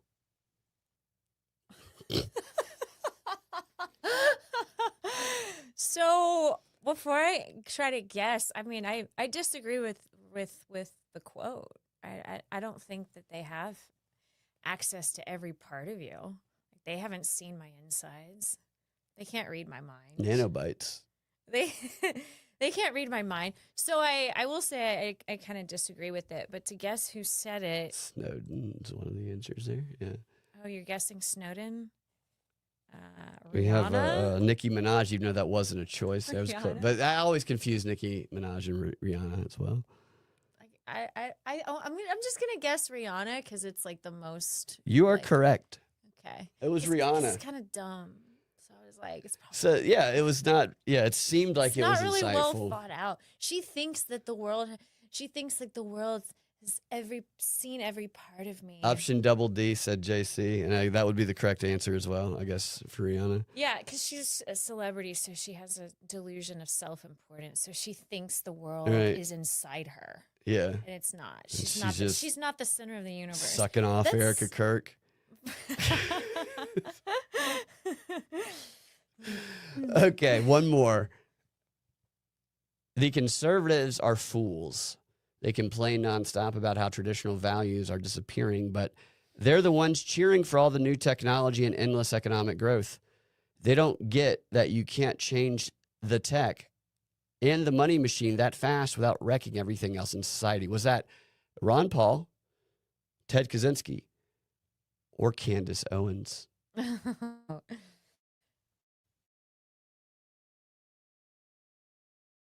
Ron Paul. That was Ted Kaczynski, Okay. but very Ron Paul. I wasn't gonna guess Ted Kaczynski at all because I was like, it's too obvious. Yeah, it's too hot. But Okay. it is. Candace Owens. I was definitely not Candace Owens, but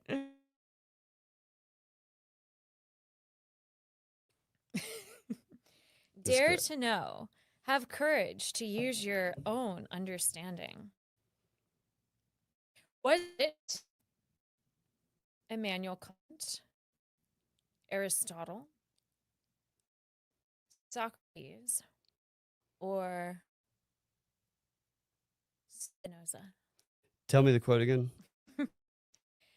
To know courage, your understanding. Aristotle. Kant. Damn it. But that's kind of what we were talking about. Like if you're reading Mein Kampf, like that's like you're exercising your own courage to understand. Like it takes courage to understand something. For Yeah. so the reason that people don't want to read Mein Kampf or read Ted Kaczynski talk about reading it, they have reacted judgmentally, like they've kind You of want to read that? well, yeah, like they've Yeah. applied the domestic terrorism perspective onto them, and they realize after maybe daring to engage in it that I can't tell some people I know because they'll view me the way that I previously Yeah. viewed people, and that's coming out of the cave right there. Yeah. Well, that's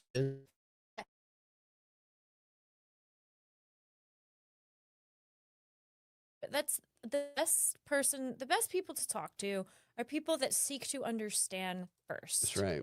Before they seek to be understood. That's what I think. Right. Because Yeah. if all you're doing in a conversation is if all I'm trying to do is to get you to understand me, that's very like one-sided and biased. If I'm trying to understand you and you're trying to understand me, that's the only way we can understand each other. Yeah. instead of you just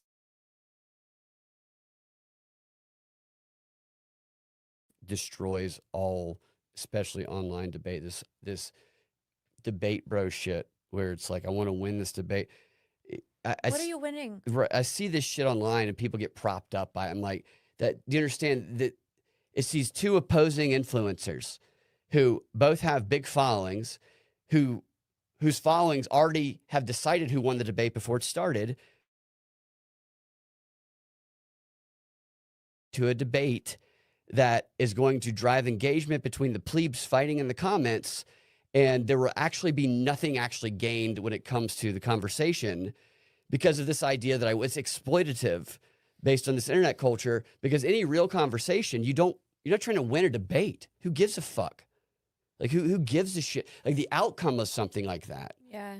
It is if it's outcome oriented, then there's no real actual pursuit of truth.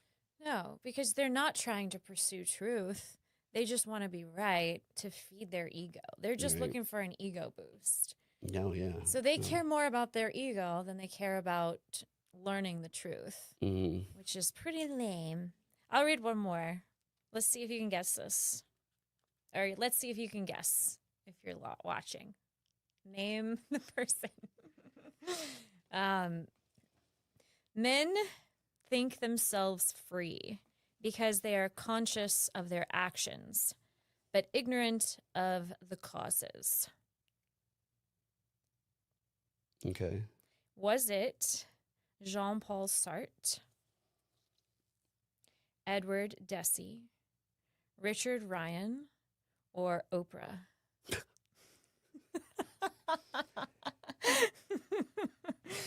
I'm going to go with the only one I've ever heard of, Oprah. What do you guys think? Any guesses? Is anyone watching? Anybody? It's a very profound comment. And you get a gift. You get a gift. It was Spinoza. But what do you think about that? Like, do you think this is sort of the question? The illusion of freedom, of free will versus, it's determinism. That's something I think right now I've thought about more than I ever have in my life because of the technology. And you can create video games, these simulation games, where your player can walk by somebody and go, "You're ugly," and then you walk by that same character later, that NPC, and it doesn't like you because it remembers what you said. And once you start to see that, it's like, am I a character in a video game type thing? I feel like I have freedom, and a level of freedom anyway. I think that we do have freedom, and I don't actually think it's that, but I do get the argument that once if we get to the point where we can create a simulation that believes it's sentient and real, then how can we determine whether we're one or not? I don't think that's where we are. I do think that we are controlled by a lot of factors in society, and there's everything. They wouldn't have to build such a propaganda apparatus to try and brainwash us and influence us to make decisions if we didn't have a little bit of free will. If there wasn't a chance that we would decide to make choices that they didn't like, and they spend billions of dollars and to try and to prevent us to do that, it wouldn't waste all that money, because if they didn't do it, we would choose things a lot differently. So that in and of itself tells me that we do have free will. It's just the power to exercise it in a society that conformity and bandwagon and comparison and trying to keep up with all the Joneses and whatever. I think we recognize it, but sometimes lack the spine to go against what everyone else is doing to exercise that free will. Okay. Does that make sense? Yeah, What do you think? Well, I mean, if you look at freedom from like a scientific lens and how we're all just chemical compounds. You know, we have a genotype, we have DNA. You know, we're kind of like a computer operating system. We think that we have. Where do our thoughts come from? Are we consciously creating those Yeah. thoughts? Um, and a lot of our thoughts and our feelings are the result of something that happened, everything that happened leading up to it. So if you think about causality, how one thing leads to the next, leads to the next, leads to the next, it's a question, you know. Did Kaczynski have the free, was it within his free will Yeah. to, you know, bomb those people? Right. Or could he not help the way he became? And that raises the question of accountability.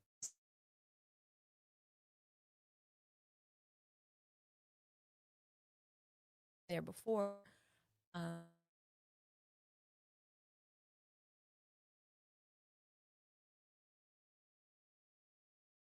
more a, comp- a compatibilist just means like, um, maybe we don't have free will, but as a human being, you have to kind of operate as if you do. Yeah.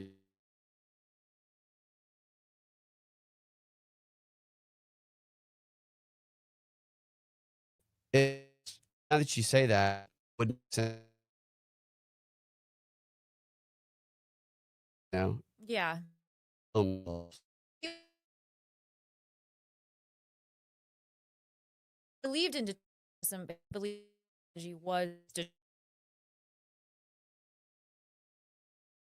and basically like keeping us from exercising our free will. But I don't know. I think it's a good question to keep asking. Yeah, I do too. For me, I operate on the premise or the assumption that my choices will have an impact. Yeah. The awareness of it, kind of the self-reflection, which everything is trying to prevent it, or most scared to do. Yeah. And I will say when I'm meditating, it certainly feels like I have free will during deep meditation. Is a point where there's so much space between that I can make conscious choices. So it feels like I have free will, even though we can't really prove that free will exists or not. It feels like we do. Or yeah, we could all be part of a giant organism in a galaxy that. Yeah. There's so much that I feel like we don't really know anything, honestly. Our level of knowledge, wisdom,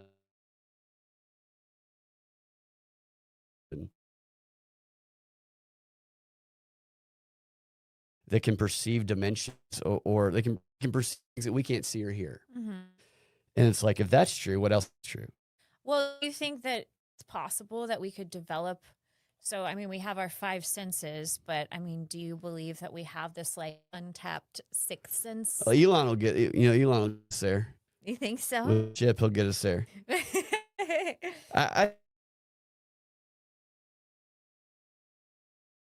We use like a certain percentage of our brain. Yeah. So yoga, I used to think was very gay. I know it's improv, and improv is also can be gay, but I sense more of what's going on than when I was centering myself and kind of focusing in using those techniques. And so I absolutely think that we are kind of. I don't know if we have a what's it called, third eye. Where we can astral project, maybe. Mm-hmm. I think that we can manifest realities. I think that I don't think we can just lay there and do it. I think we have to like manifest it, see it, and take action based on what we visualize and believe. And I think that reality is a lot more shapeable. Objective reality, but I don't think it matters when perception determines everything. And perception can be shaped, and whatever you see yourself as simply a perception that,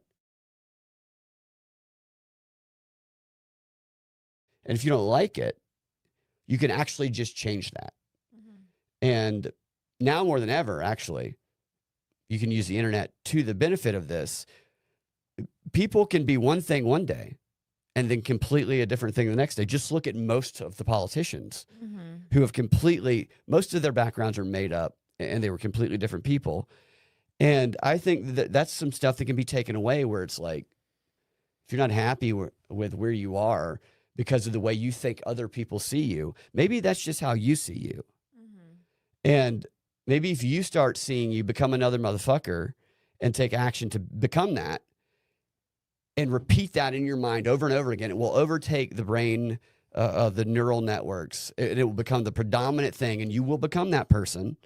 And then you will start living as that person, and that's how others will see you, and those opportunities you desire will come. And I think that's how reality can be shaped. I don't know if that was a response really to what you're saying. I think it's a lot more malleable. I think the system like to prevent us recognizing that. Interesting. I think there's probably an objective reality, but I don't think we could ever see it. yeah, you don't think we can actually like we just limit by within the confines of our own perceptions, Well, you our take own 5, 6 yeah, senses. yeah. Like we've Yeah. talked about it. Somebody gets shot in the middle of the road, or Uh, and it looks obvious what happened. Yeah. And then the news comes out and you have two opposing stories about what happened that both sides completely believe. yeah. And it's like, that seemed like the most objective thing. Hmm. And yet that's not what the perception is. Yeah. Perception is kind of an interesting thing. You said something interesting. You said if you're not happy with the way other people perceive you, maybe that's because you're perceiving yourself, right? I do wonder because it's. I mean, I feel like we have such limited control over how other people see us, but I Right. do question how much control we have over how we see ourselves. I don't know how over that, and I don't know how much control we have over how other people see us either. I don't know. Does it really matter? Like, I guess that's the question. Like, does it matter? Would it matter how other people perceive us? I guess if we're Well, trying, if other people perceived you as a Unabomber, yeah, then they might be like, I don't yeah, want to take your yoga.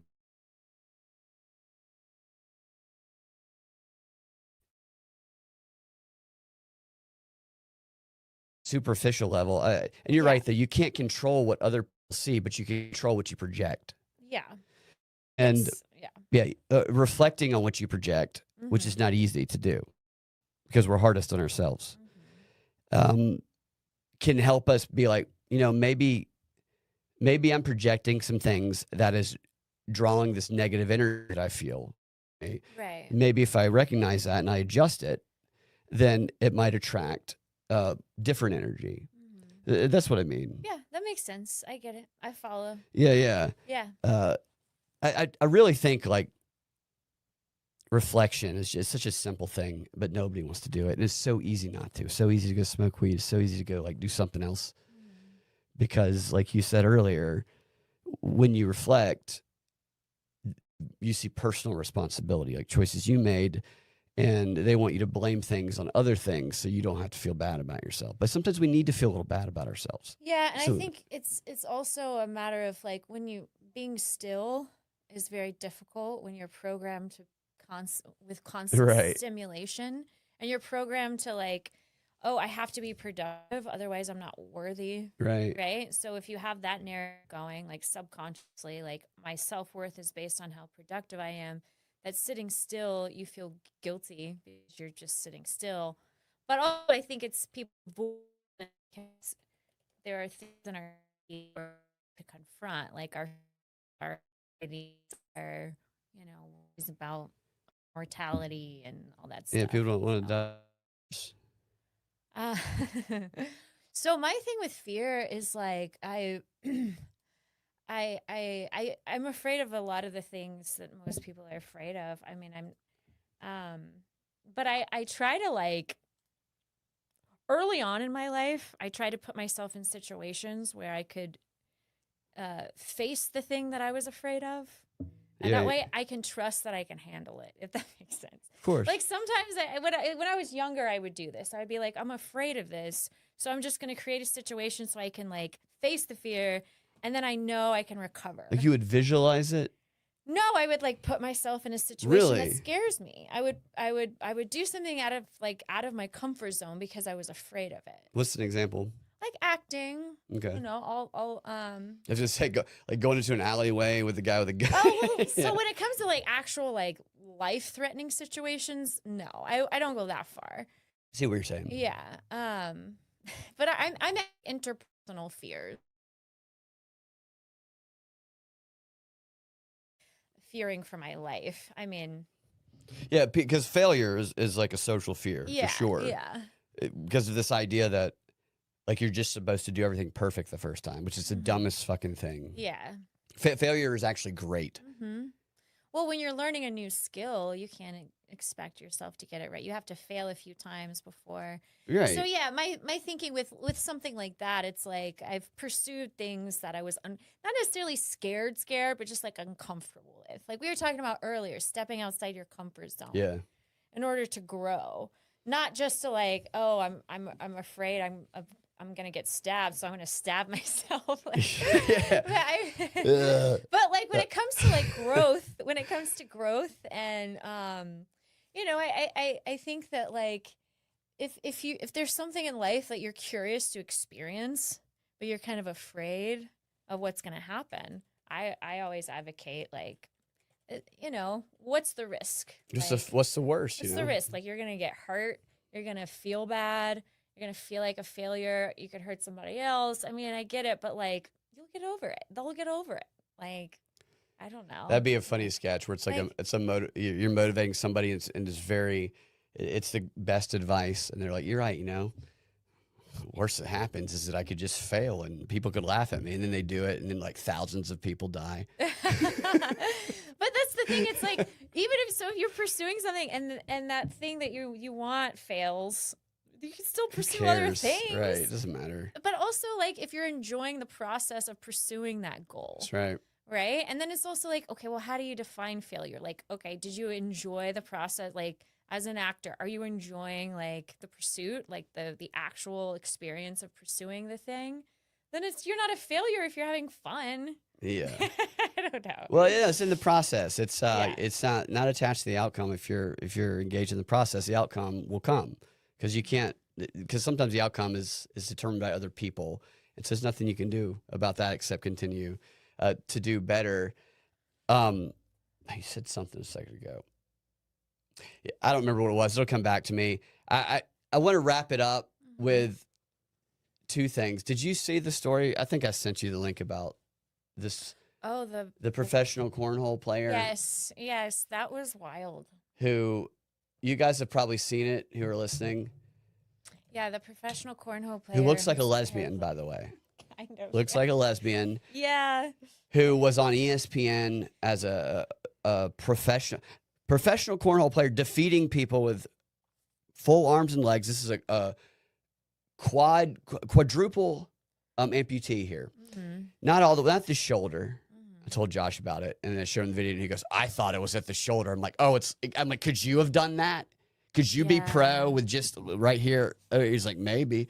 Nevertheless, this guy is riding home, for some reason driving.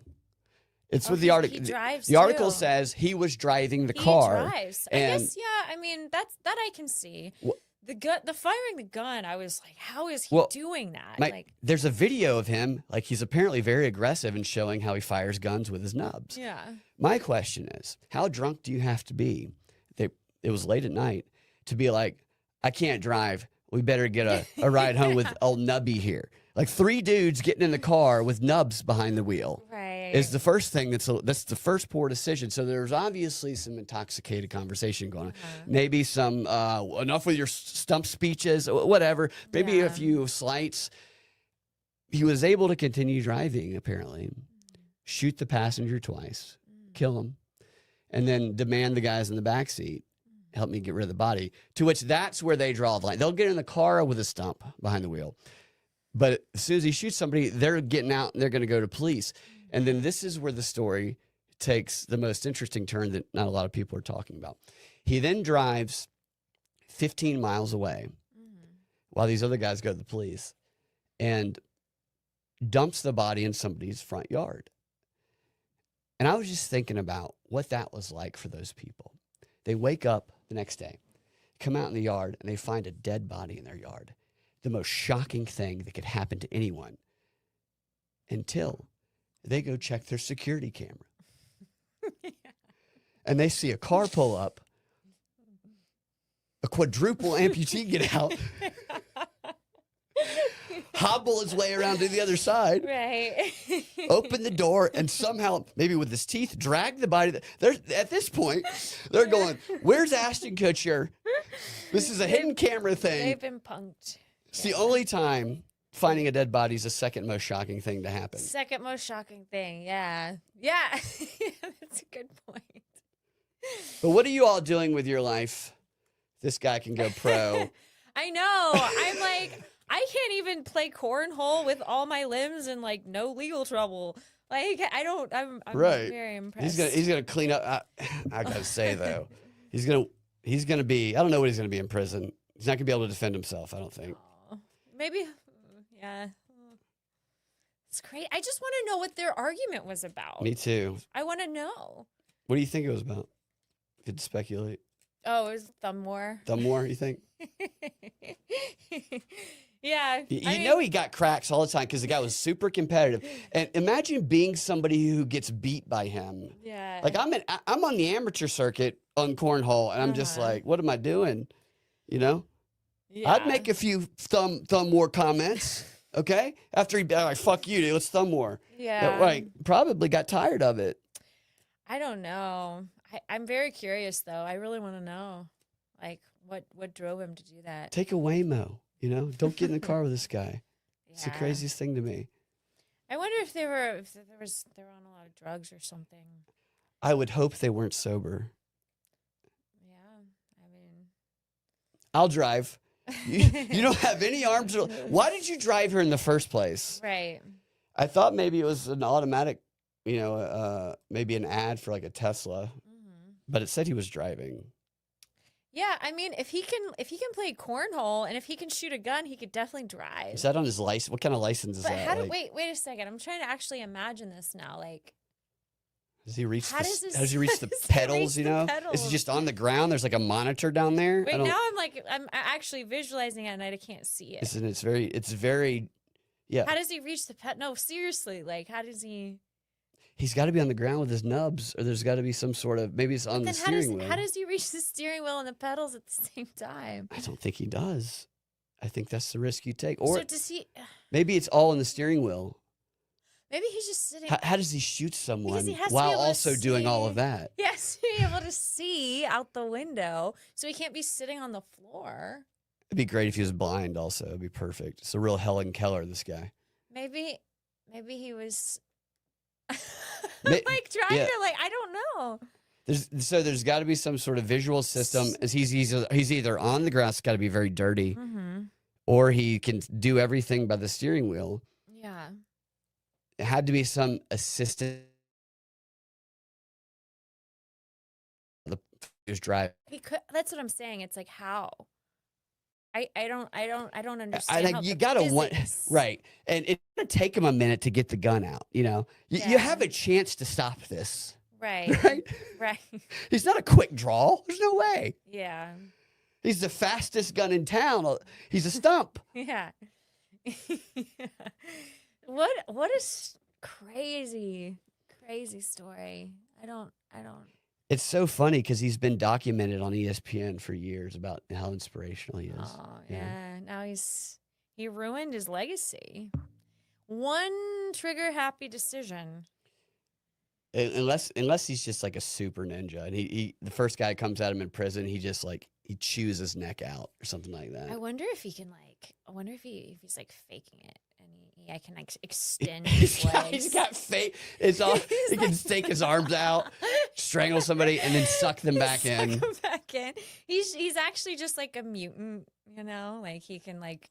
He's got a third eye. He's a shapeshifter.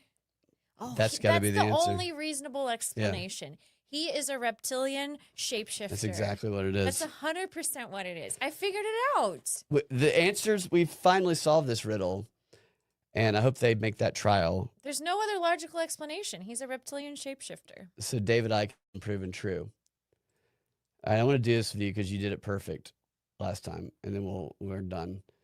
Oh, one of these. Okay. I love these. This is Smoking Gun. Let me put it on the screen for you guys. Thanks for hanging out with us, guys. Thank you for all the hard R's and the Jews and all the great stuff. Thanks for hanging out. And the chats.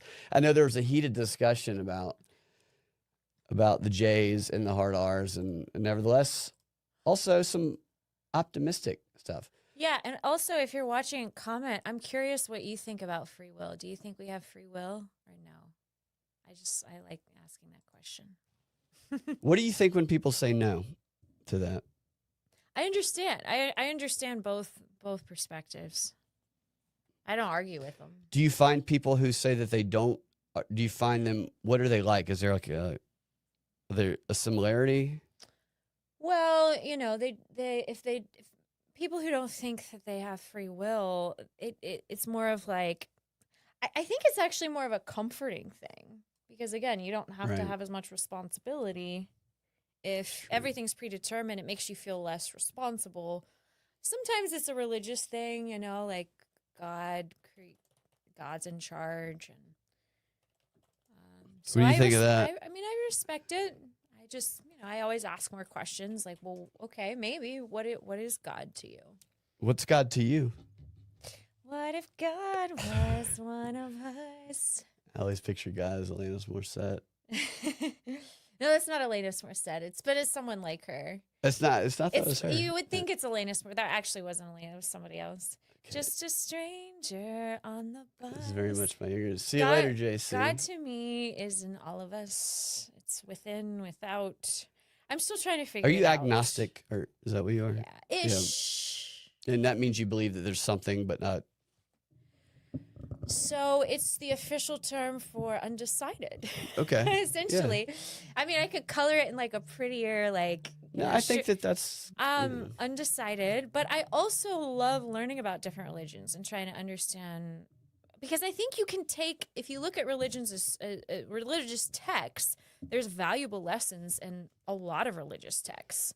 There's valuable lessons. If you take away the semantics and the story and you identify the underlying meaning, there's a lot more similarities than differences. Right. And so if people could read other religious texts that oppose theirs, it'd be like somebody reading Mein Kampf or reading the Ted Kaczynski Manifesto, who has a bias where they might learn something that, because everybody has these stereotypes about these other religious texts that they're just the most awful, worst thing ever. And my reaction is always, all of them have some pretty crazy shit in them. Not to, but all of them, like, there's a lot of similarities in them. And yeah, there's crazy shit in all of them. Mm-hmm. But so I didn't mean to hijack your point there, but so it's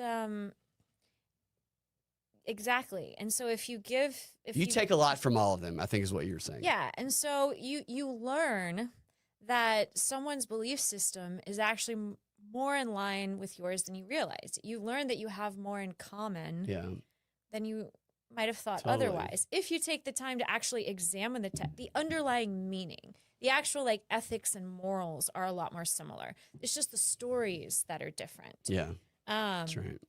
With a lot of religions. So that's where I think, you know, there is we can agree, you know, that it's easier to agree on the deeper meaning of all those stories than like, but I'm kind of like, I definitely think there's more to life than meets the eye. And like what we were talking about earlier, I mean, we're so limited in how we understand the world. There's probably a lot that we just can't experience with our 5 or 6 senses.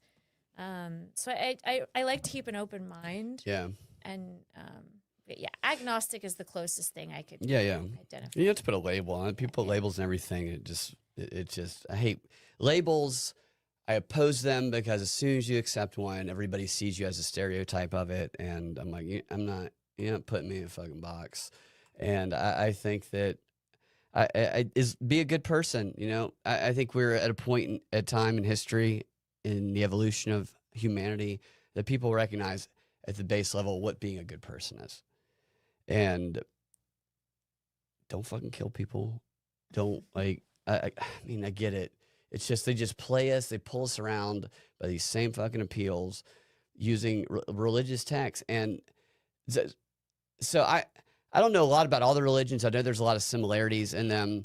The Christian faith, some of the best people I know are Christians. Now what I'm seeing is the Christian faith being used to propagate war.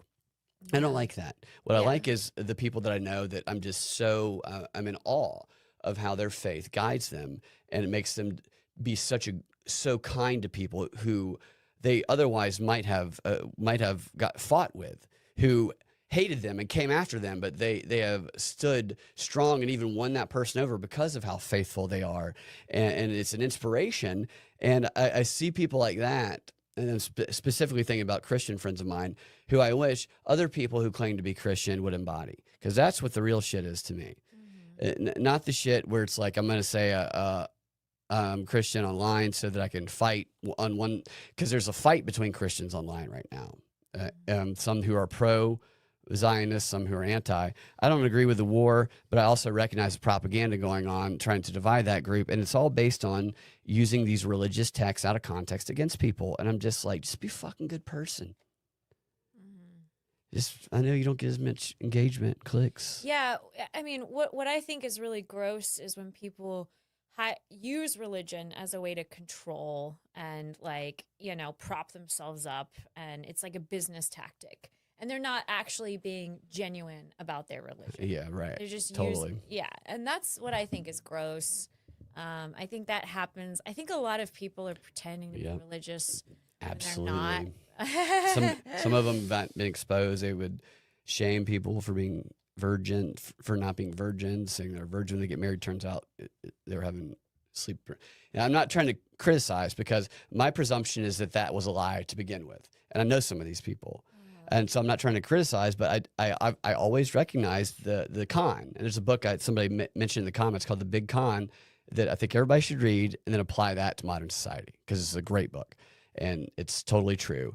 And so I see a lot of people, many that I've met, and they're not, you know, they've been nice to me, but when I see them get into turmoil online because of what they were previously doing to get views and shit, which is shame people for not meeting an ideal that they themselves pretended to meet, but obviously did not.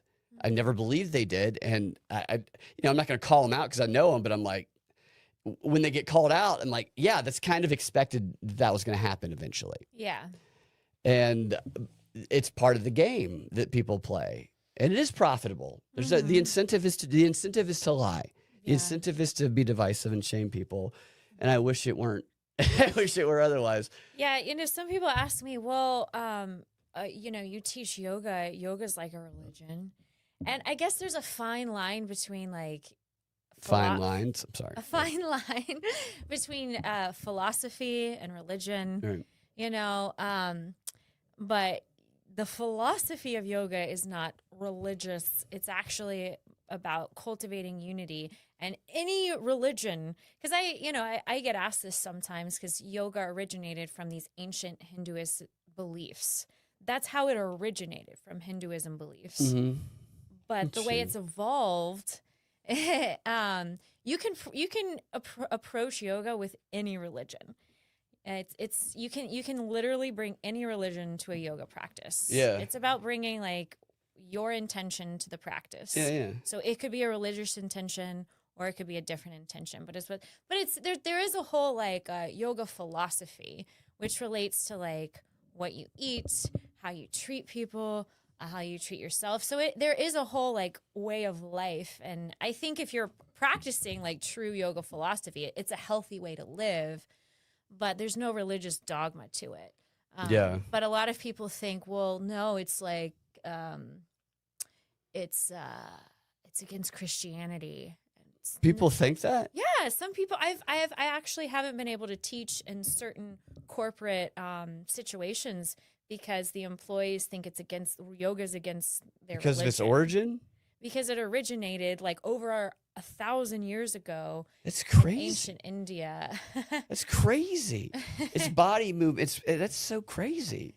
But that's because of the ancient origins. But I like learning about the ancient origins. And then there's a whole other like metaphysical aspect to it that you can either embrace or refute. And there's so many different styles of yoga too. Like you can approach it just from a practical standpoint. I just want to get in better shape. I just want to release stress. Or you can approach it with like a spiritual aspect to it. And both approaches are like totally valid. So anyway, I just went off on a tangent. Well, we've talked about this off camera, and I am a big advocate of it. And like I said, I used to be like, I would never do that. I play sports. I'm not going to do this gay shit. Until my friend, who's my director at improv, was like, you got to just submit and follow. Just trust me type, because the whole rejection of it is control. I don't want to feel stupid. You don't want to feel silly. Right. Yeah. And it was just like, just trust me and relent. And I did.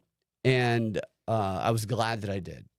And it's something that I can definitively, when it comes to my performance over the years, and I've been performing for 20 years now at this point, live shows, that I can pinpoint what the main determining factor is for when I am on point and sharp and when I'm not. And it's when I hone in and I do a yoga warm up. And we talked about, I don't know the names of the stuff, but I was describing them and you did. Yeah. And I'm like, I don't, it gets you into a place where you aren't being controlled by your anxieties.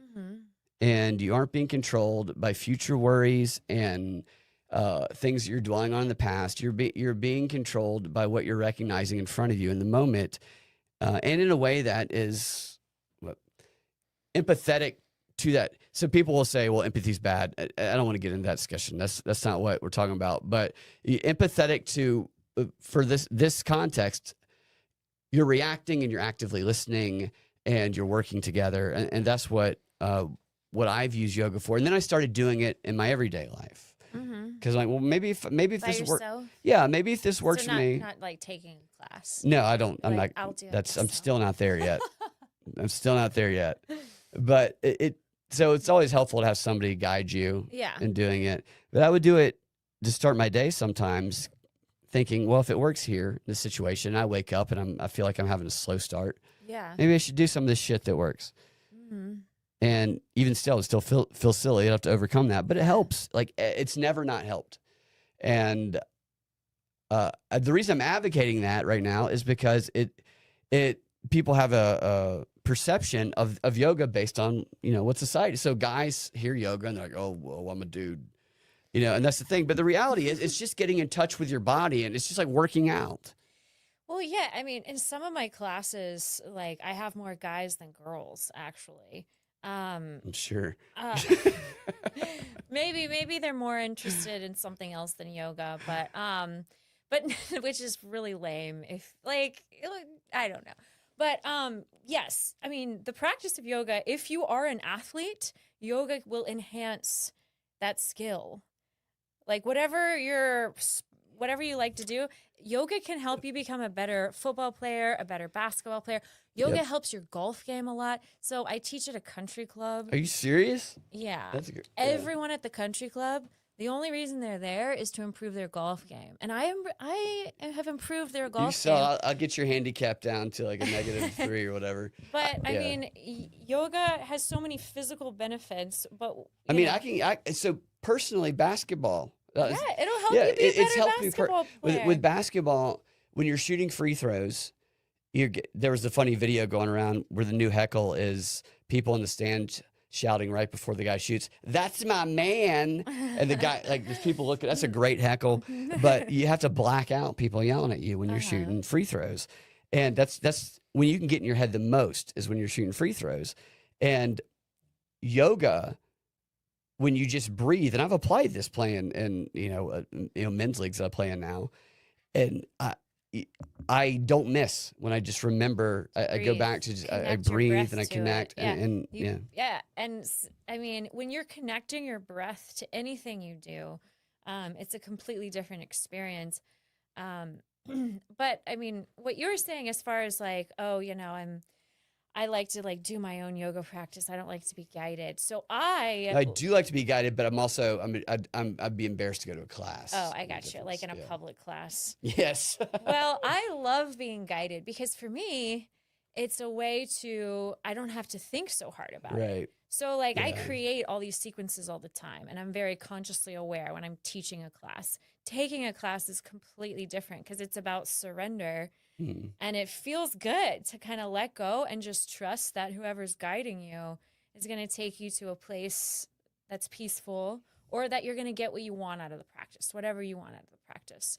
But to kind of let go of, because you have to have a certain amount of focus if you're going to follow the class. Same thing with dancing. So I love same concept. So I love like partner dancing, like improv partner dancing. Right. Because it's a similar feeling. It's very meditative to me. I let go of like plans. I'm not like reflecting on the past. I'm not projecting into the future because I don't have the bandwidth for it. So I'm totally just present in my body. And partner dancing is a totally different thing because it's like an invisible language and you're communicating with your third eye, essentially. But you're communicating in a way beyond words. Right. And you have you're dropped into a very unique space. And it's fun as a follow. Like if I'm following a lead, I don't have to think about controlling it. I can just like relax and like that's freedom right there. Yeah. So the same thing happens when you're taking a yoga class, but you have to be, that's interesting. So we've been talking about freedom, and from my life, being a performer in an improv context, there's nothing freer than going out on stage and not feeling like you have to have a pre-planned script and trusting in who you're working with. Yeah. And reacting in that moment. Yeah. Yeah, because it's anything could happen. But it's just about like you have the freedom to do anything. You're not bound by a script. Right. That's stressful. Like if you're anxious and you're worried, it's stressful. If you put pressure on yourself to entertain the audience. Right. But if you approach it as just with like a sense of curiosity, like let's just see what happens. Yeah. Then it's not stressful. But if you put pressure on yourself, I want to make sure the audience is entertained, then it starts to feel stressful. Well, for me, it's when I found myself getting in my head before shows, it's because I didn't get focused beforehand. It's because I didn't do the type of warm up. I'm being serious. Breath work. Yeah, it's the breath work alone does wonders for me. It gets you out of your head. It gets me out of my head anyway. And for anything that I do, it's just because you get in your head and you start second guessing yourself, and you start playing scenarios out, and you're like, well, if this and for improv, and this is why it's good for anybody, even if you don't like to be a performer, to take an improv class. Yeah. Because you can apply it in your life.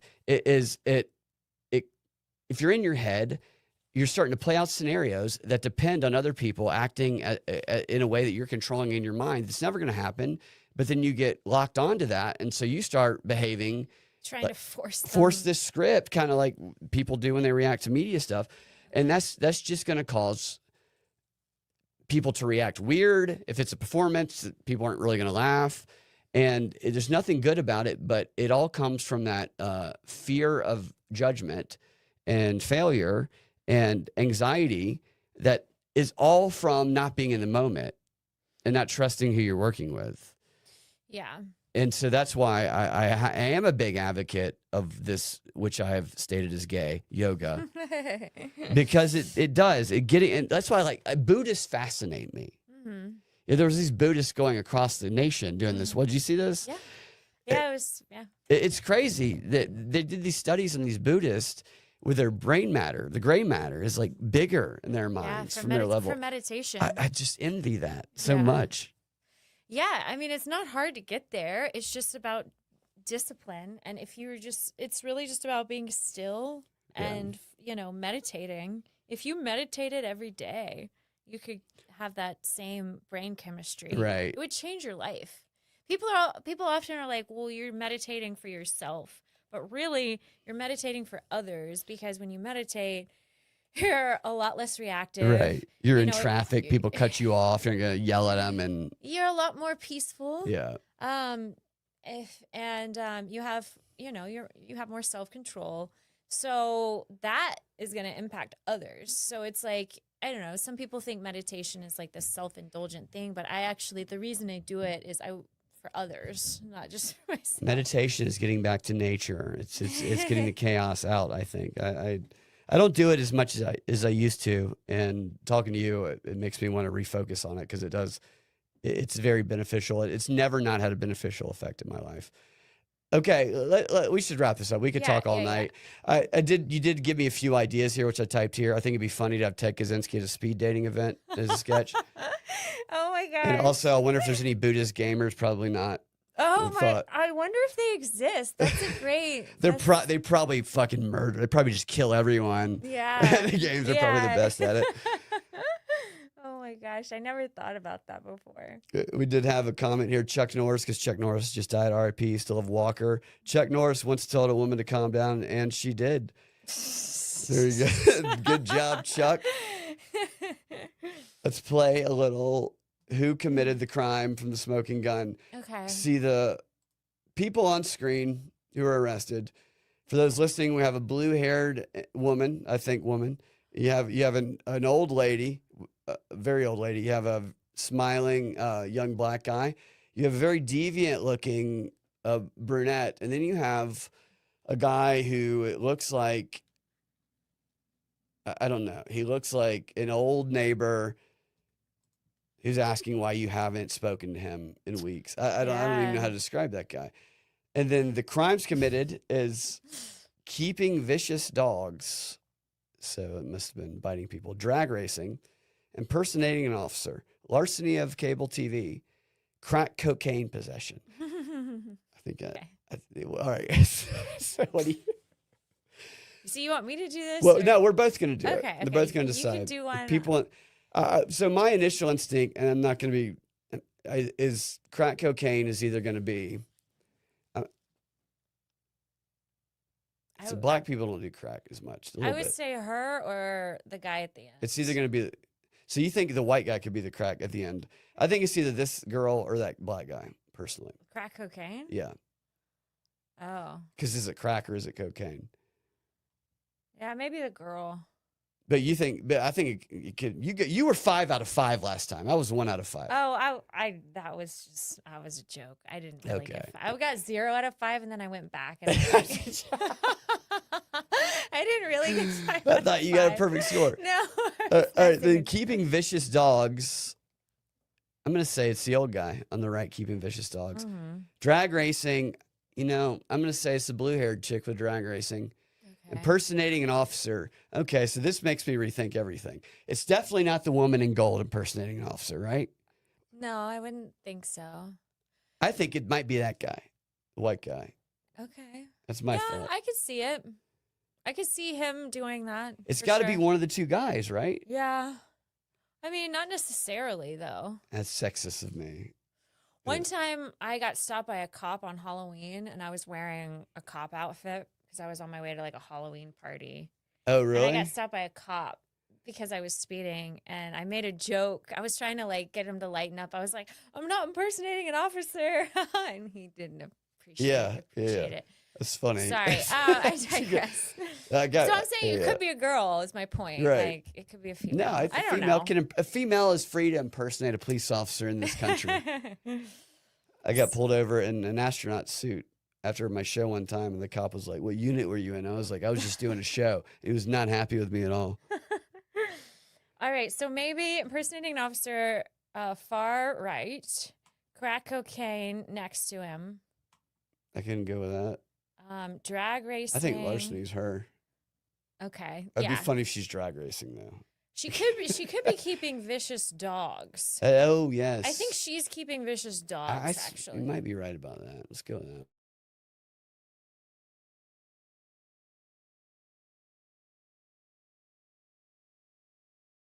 It's drag racing, actually, yeah.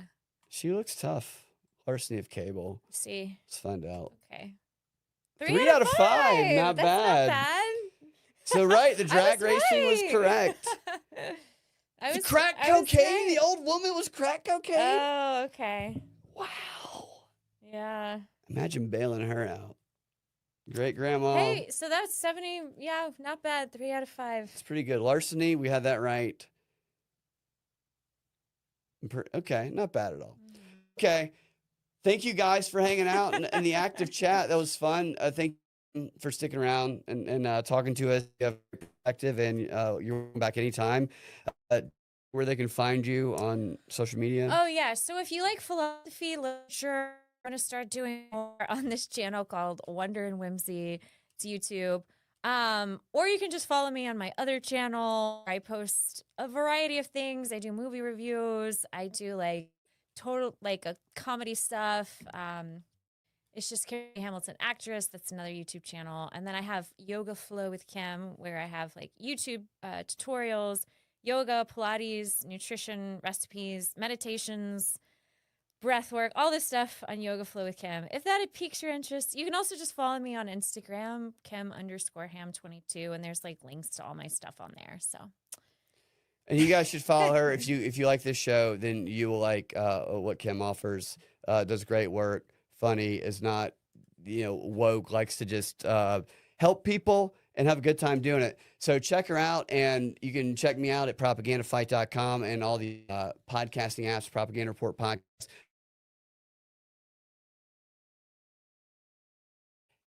And 9:30 p.m. Come to